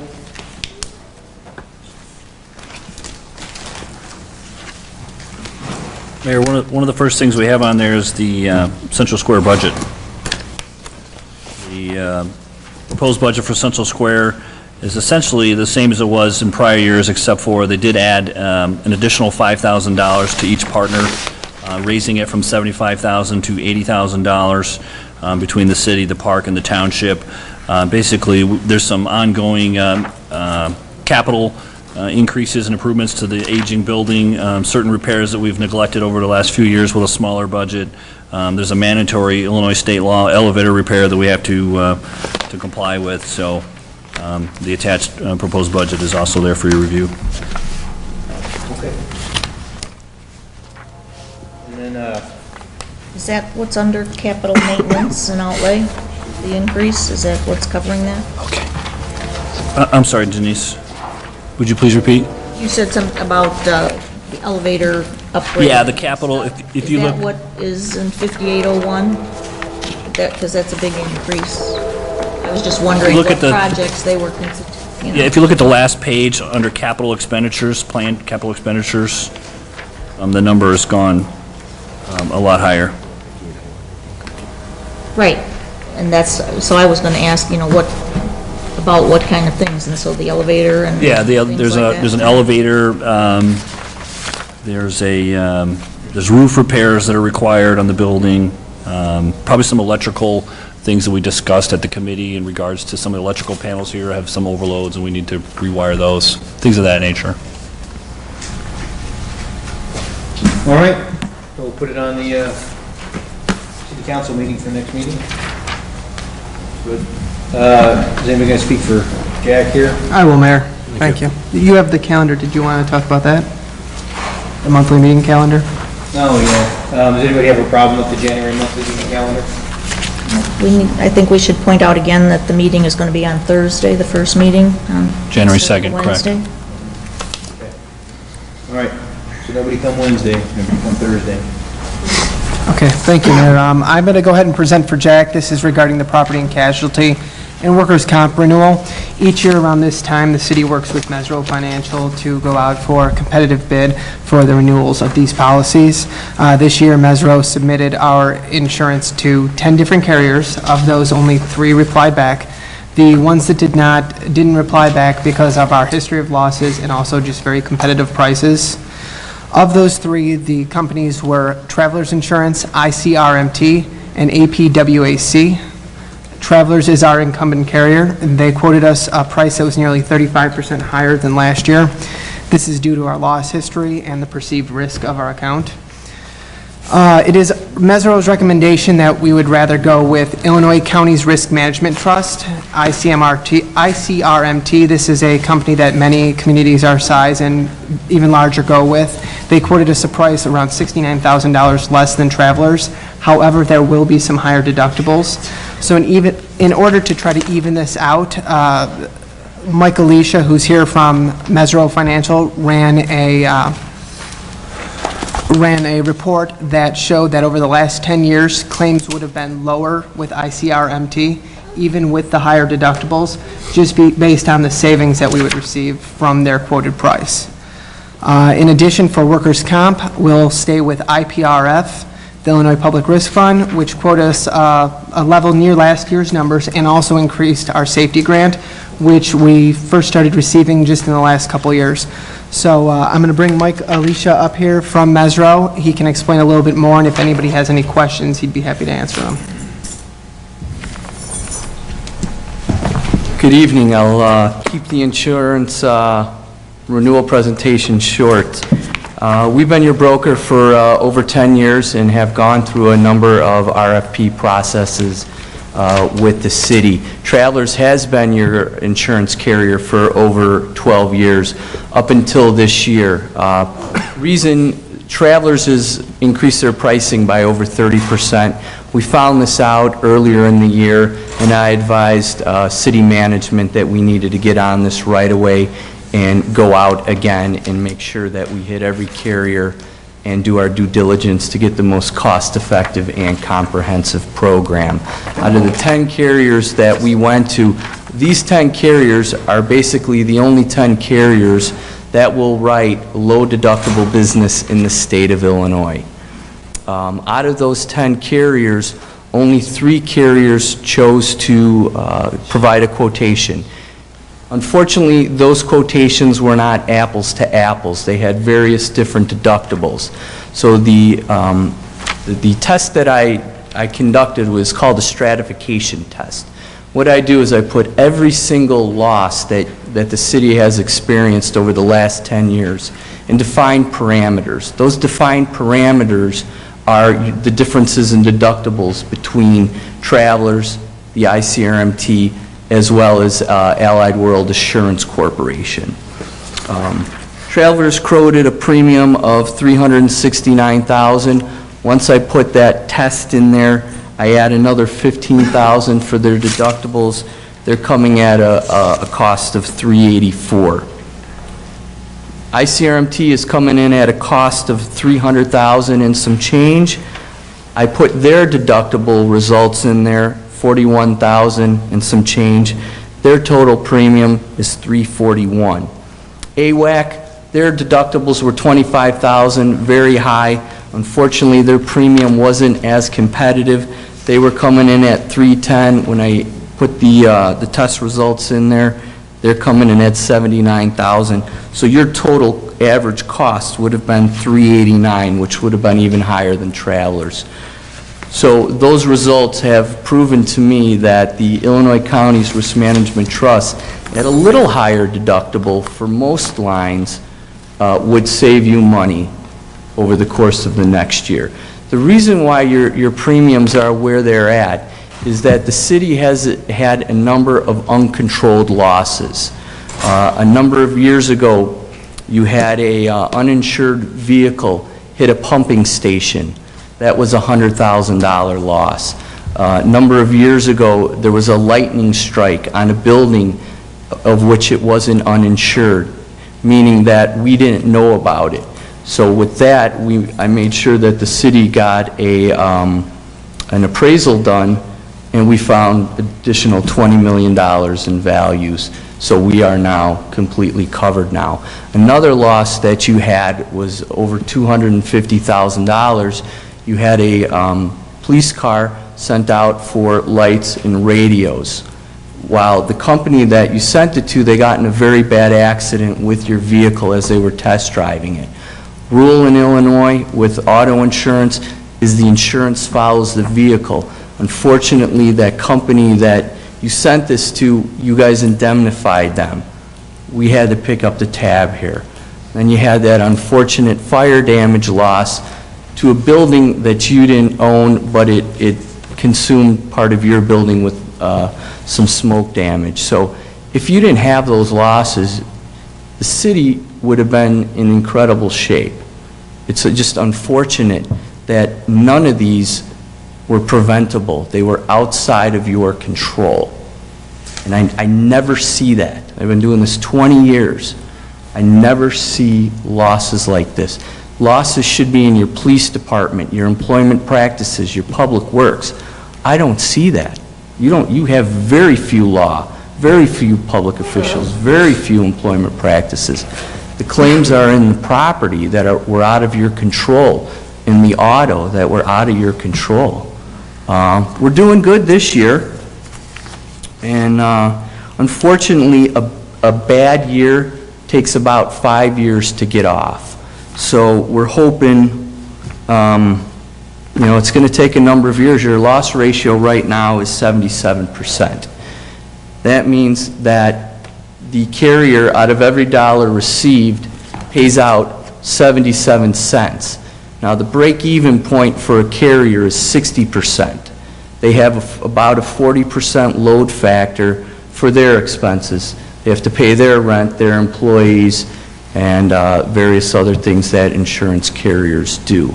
So we got to get that number down, and I think it will come down once these unfortunate circumstances get removed off of our loss run. But the city is doing everything they can. We helped rewrite the employee manual this year with Jack. Every loss control report that comes in from all your workers' comp carrier, from your liability carrier, flying colors, because you're doing all the right things. It's just these unfortunate incidents happen, and that's why we have insurance. I hope I haven't taken too much time. If you have any questions. Sounds like we just have to be careful for a while, huh? Well, I do have some questions. Sure. What sort of services does your brokerage firm offer to the city? Because, from what you said, yeah, there were some unfortunate, really, anomalies that occurred, but having an asset inventory that would help us know that that building existed, having a brokerage firm that instructed our staff so that they weren't indemnifying third parties like we did in that other case of the insurance claim. Does Mesero offer any, see, where I work, when you're talking about safety and avoiding accidents, future accidents, you don't just kind of sit back and say, geez, I pray nothing happens. You're getting involved with I mean, it's great that our police department, our public works department, that they're good, they're safe drivers.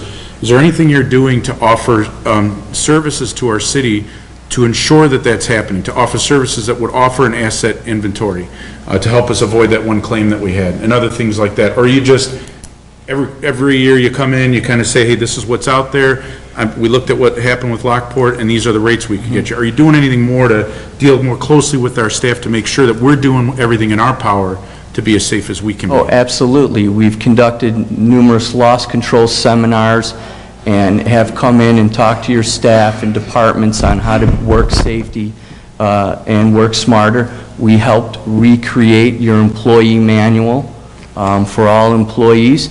With regards to contracts, I work with your attorney quite a bit on languages that your carrier will approve or not approve. Unfortunately, I don't see them all. I'm more than happy to review any contract that Ron sends me. With regards to the property appraisal, I've been on this for, over 10 years, and for years we always, and I am more than happy to prove this, in my proposals I always requested that you put money aside to get a property appraisal done. Because I did not think that all the buildings were up to value, and you probably had a number of buildings like the one that got damaged that were unaccounted for. But I can't force you to get an appraisal done. That's something that the city would have to do. But I gave the advice to do that, and then we worked with Travelers. Travelers gets a national discount with the appraisal company, so we helped you save money through that after, as a board, you pass that item on your budget to get the appraisal done. Now you get updated appraisals every 5 years, as you should be. So the city administration is doing everything correct now. Are you doing anything beyond the administrative staff? Does your company have a battle plan for 2014, for example, to say, we're going to do these loss prevention seminars, we're going to train your drivers in the police department on this month, we're going to go into your public works and train, I mean, not just the administrative staff, but like the rank and file guys that are... Sure. We got involved in your police department, helped look at the policies and procedures with the focus the last few months, because of Travelers releasing their 30% increase, the focus was to make sure that I get you the most comprehensive, cost-effective program for the city. Now the focus is going to be shifted into that loss control, into the development. Unfortunately, Jack isn't here to attest of how much we were out here over the course of the last year, and actually the year before that. So we're out here. All right, sounds good. Something we're going to put on the agenda then? Yes, for our next council meeting, please. Any questions, concerns, thoughts? Action or consent? Yeah, we could, Can it be consent? yeah, if it could be consent, put it on the consent agenda. What about the previous one? The one the previous one? Yeah. That on consent? Yeah. That's the, One we just... If it can be on the consent agenda, I'm fine with that. If you think it needs a vote. Okay. Central square budget. Yeah. Central No, square don't budget. put that on, don't put that on consent. What, the insurance? No, the insurance will put on consent, put the central square budget on a, not on the consent. Okay. Vote for that outright. And Mayor, if we could we move up the meat and manufacturing P21 Yeah. from the next, Excuse me, because I know they're here. We had public speakers that wanted to speak at the beginning. Usually. I used to do them at the end, new business and miscellaneous. They were on Lago They wanted to Vista? speak on the agenda. Oh, yeah, no, I know. I mean, I do have two people here that are waiting as well. I mean, so, why don't we let the citizens come up and speak, and then we'll... Tony, what do you got going on? What's the next thing on the agenda? So Lago Vista Phase 3 and 5 underground acceptance. Yeah, I'm Tony Lastrosio, Lago Vista, Master Board. And I'm not sure on all these procedures, so I'm just going to give an opinion. That this, the underground acceptance, from what I'm understanding, part of this would be the city responsibility, sanitary sewers, plumbing, which is out of our, if I'm understanding it right. but there's other underground infrastructure that would be needed to be negotiated with the HOA. But at this point, we're not going to negotiate anything. We are going to, our lawyer has asked us to send the annexation and development agreements, so I'm going to have to dig them up and send them, so that we actually know if we're going to take responsibility for something, what we are actually getting, because it is our present feeling. I don't want to say nothing about in the past, but some items were taken over, and they ended up being our responsibility that, in my opinion, should have been fixed by the contractor long before there was a turnover. And it cost us about $70,000 to $80,000 this year in concrete repairs on sidewalks. So I guess what I'm saying is I think you might want to delay or do this, take your time and look at everything, because we're not prepared to go through that again, and we don't have the money to make those type of expenditures. So we're going to be very careful. And so I don't know if this would be coming up for a vote soon, but you might want to wait a little longer. That's just my opinion. I mean, is this something, Ben, that we can have, Tony's the representative of Lago Vista, talk with Denise a little bit, or Amy about this? Yeah, unfortunately, Amy had to... And I think by this, the underground utilities for this was for the water and sewer, not anything else. So, Tony, when we're only talking about accepting the water and sewer, but, we can clarify that. But this reduction was for just that, not anything that would belong to the homeowners association. But we'll clarify. Well, that's fine. I'm just letting you know our position.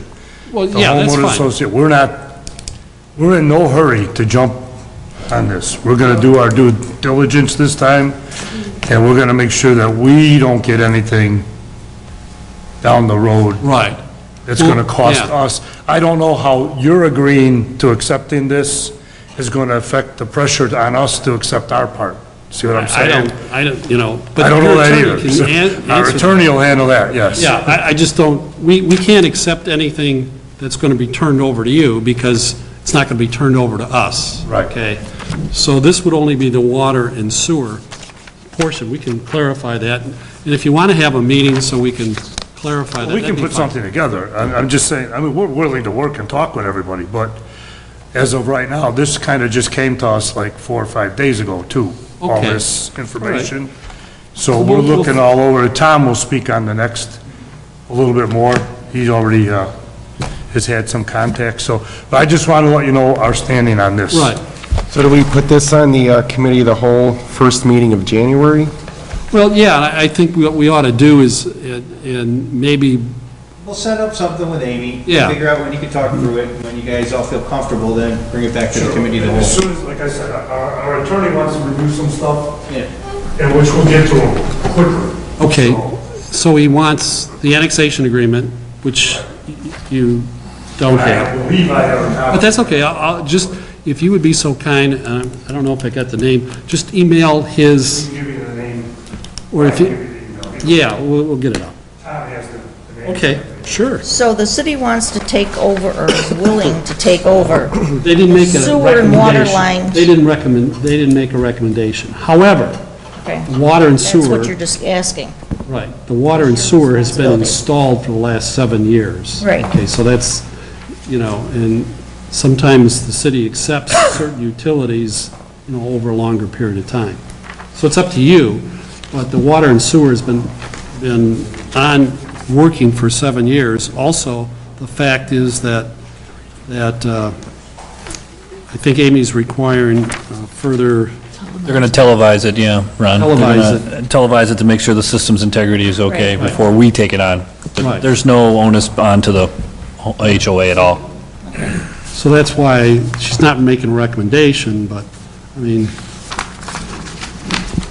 it has been working for 7 years, and she wants a TVing of the lines to ensure that there's no cracking or anything else.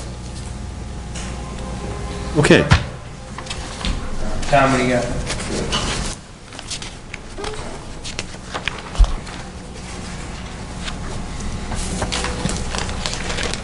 My name's Tom Sempek. I live in Lago Vista.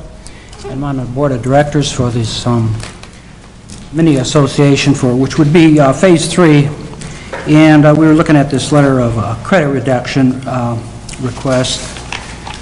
We still have a lot of construction yet to go in there, and we're, concerned about damage to the streets. And right now we have one that we have an issue with a road. It's a, I guess you'd call it an access road. It's kind of unique to Lago Vista. It's actually shared by 12 units, homes in the area there, and at the ends there, it's starting to sink, very serious. And we have tried, we have talked with a representative from Harts and also from the village. And I talked to our council, and he printed up a letter that I don't know if you want me to read it. I may have copies of it, if you can make copies or send them around, or did you want me to read it? It's about half a page. I could, if you don't want, it might be better if I make copies. It's up to you guys. Yeah, copies would be good. I mean, does that... That way we can look at it. Okay, it probably... I can do that right now. So you could go on talking, I'll make about 20 copies. How's that? Well, no, that's basically it. I was just going to read what that thing would be. Okay, well, I think though, that there's a recommendation at the end from the lawyer, that this be tabled also. Well, we're looking for, well, according to the board and, on behalf of the association, he requested the city council table its decision to transfer responsibility of Fontana Lane and Delavan Street to the association until Harts has replaced this driveway with roadway sufficient to withstand heavy vehicles. Again, it was just built for, it looks like a driveway. It wasn't for streets. The construction of the street itself, it's like an access road really for, and that's basically it here. We are willing to undertake the necessary repair and replacement work with a written commitment that the cost for such project will be borne by Harts or funds available through the letter of credit pursuant to the security agreement. okay. Well, obviously, I don't know where the street is, and I don't know what the agreement says at this point. So it'd be best if we table that. I'll get the letter, and we probably will have a meeting with you and the association. Okay. Okay? So why don't I make a copy? Sure. Both sides? Will we table them both to the committee of the whole on the 18th then? That's the same attorney, that is our attorney. Okay.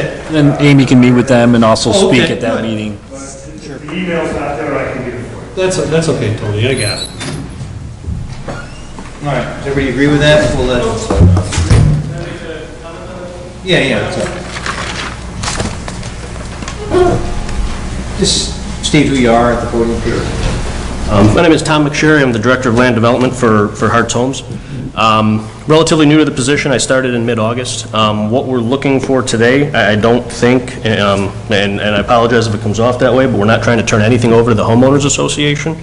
We're looking for underground that'll be turned over to the village, or to the city of Lockport, that has been installed for 7 years.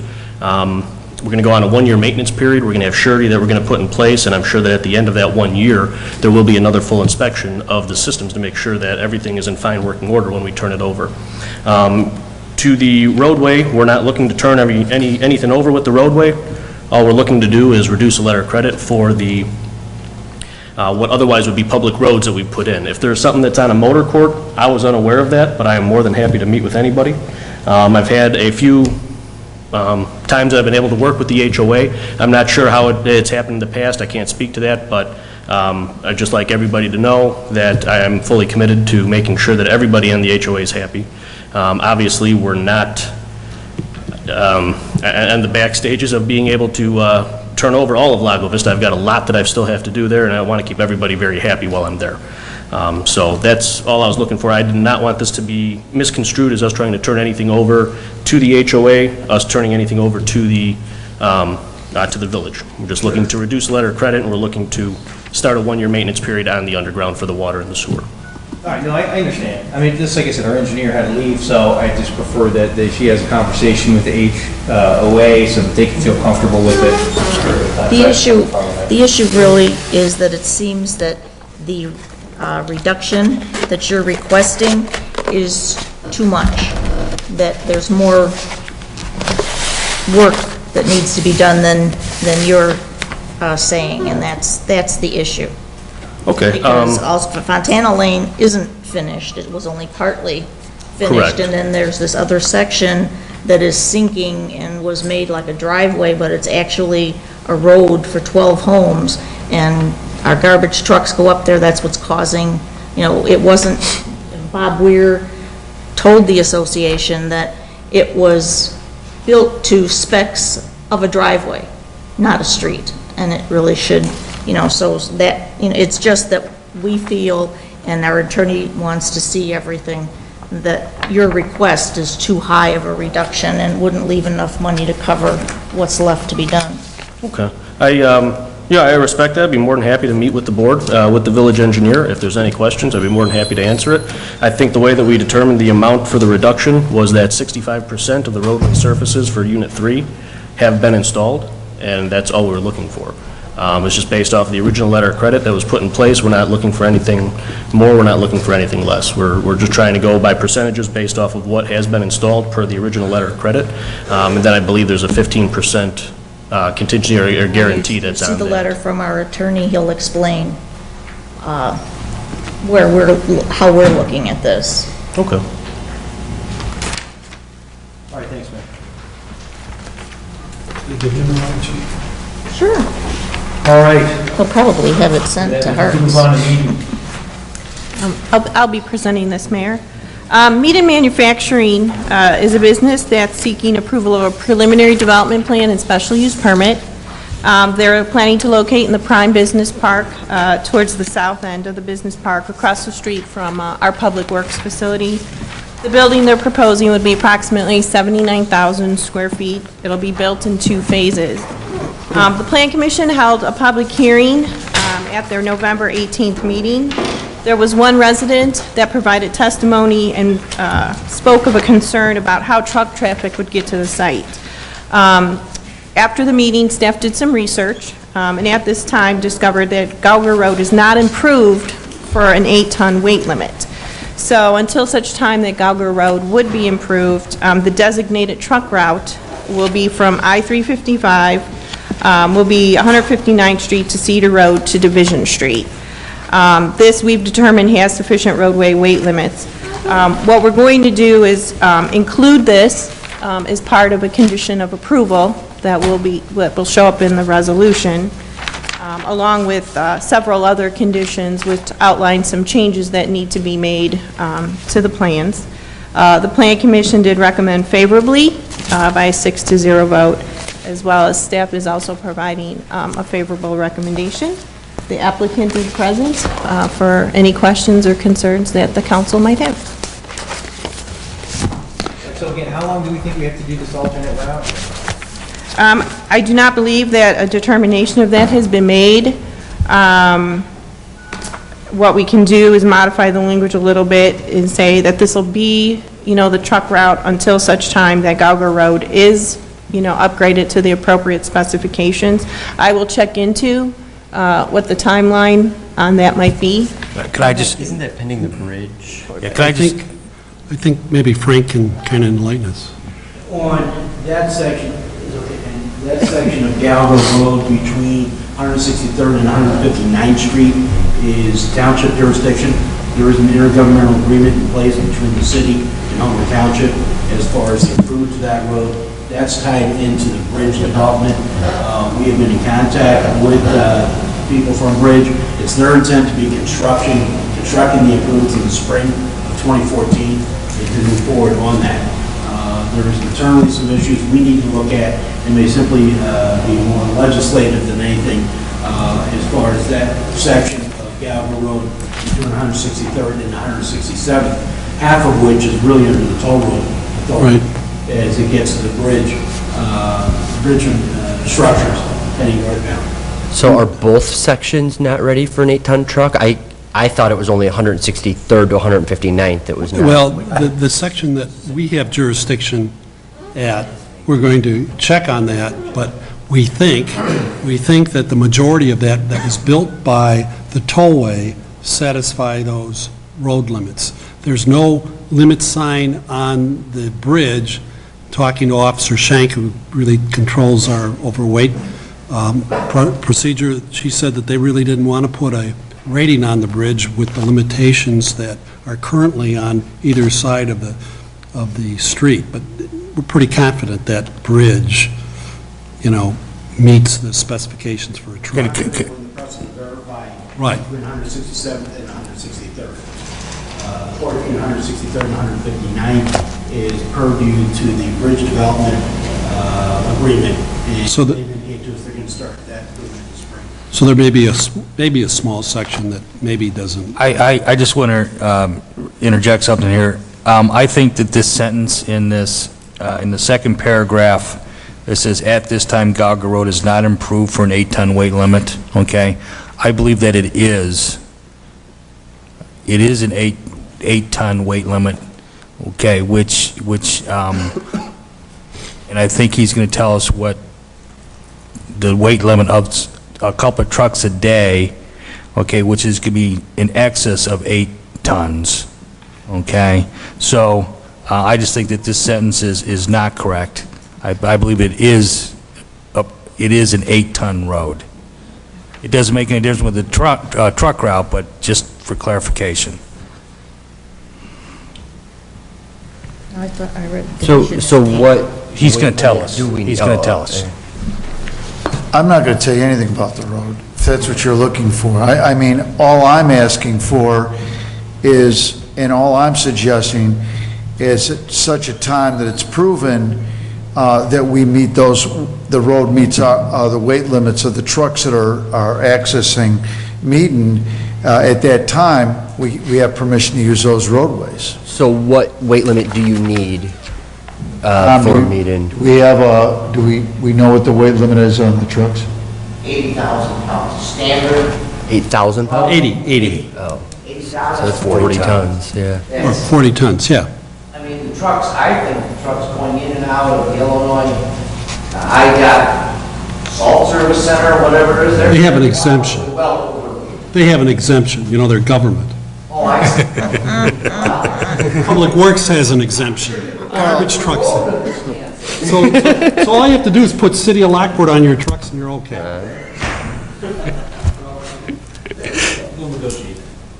But you're right. I think the point that's trying to be made is, while it's true that they might have an exception, the point is that the roads are designed to be able to handle the weight of those trucks. And if they can handle the weight of those trucks, then they should be able to easily handle the weight of the trucks that we're using. That's our point. Whether they're exempt or not exempt, obviously the road hasn't failed with those trucks running on it. That's how it's designed, and I think the same assumption you're making on that bridge. The bridge was designed so that it could handle that kind of traffic. And the only problem we have is with Homer Township. We made an agreement that before the truck weight limit would be lifted, that part of Gauger Road would be completed. And as Frank says, we hope that will be completed this spring. I know it's... No, we're accepting. Yeah. We're accepting. We're accepting what's being suggested here. All we're saying is that we are asking that be lifted as soon as it becomes knowledgeable that there isn't a problem. That's all. I mean, we hope that common sense prevails. That's all we're asking for.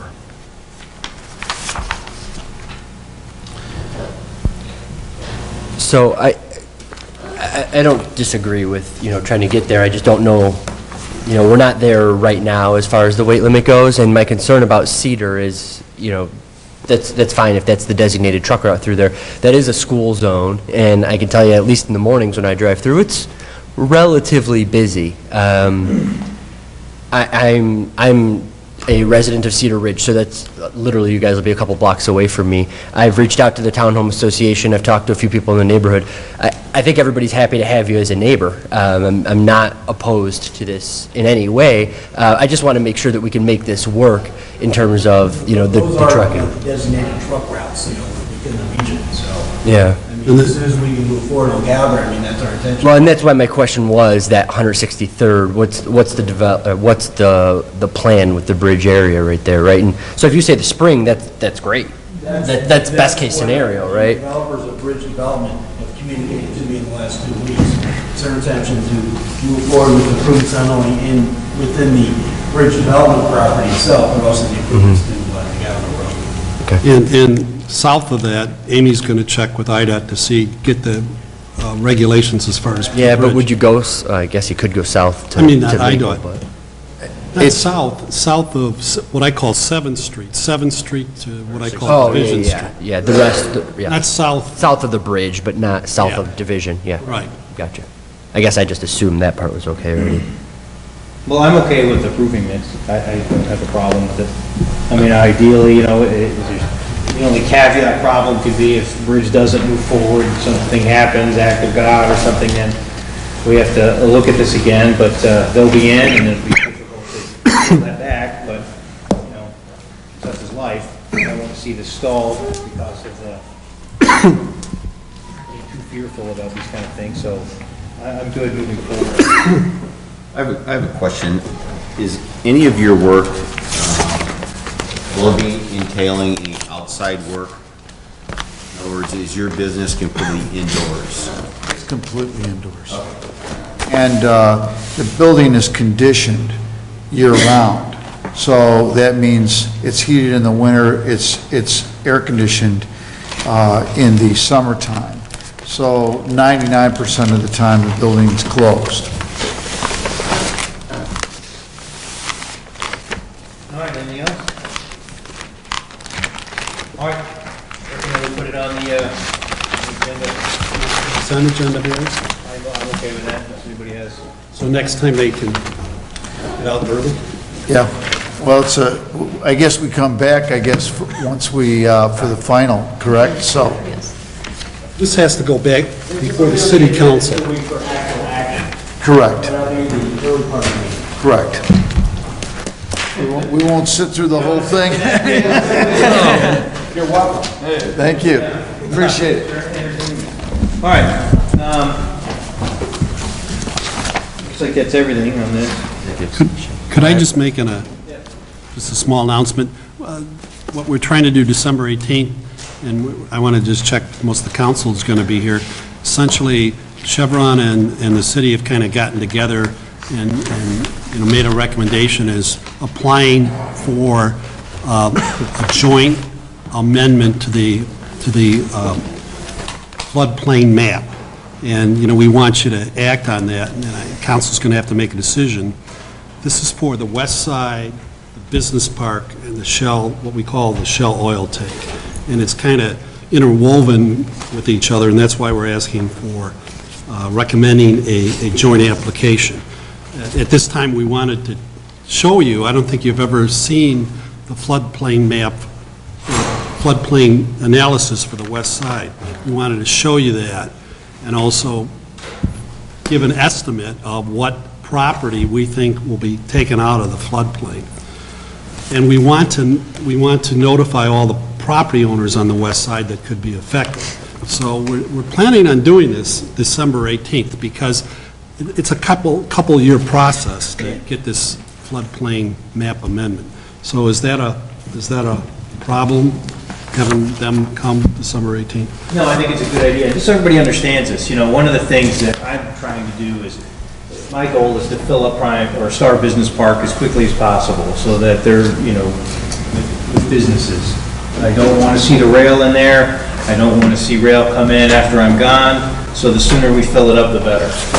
One of the struggles that we have, no matter how hard I push people to go there, instead of our other business parks, it's a big chunk of it is in the floodplain. And so and even though we've done a study now, an engineering study that shows that it's not in the floodplain, these are going off of, beliefs from, 100-something years ago. The new study shows it's not in the floodplain. That's the good news.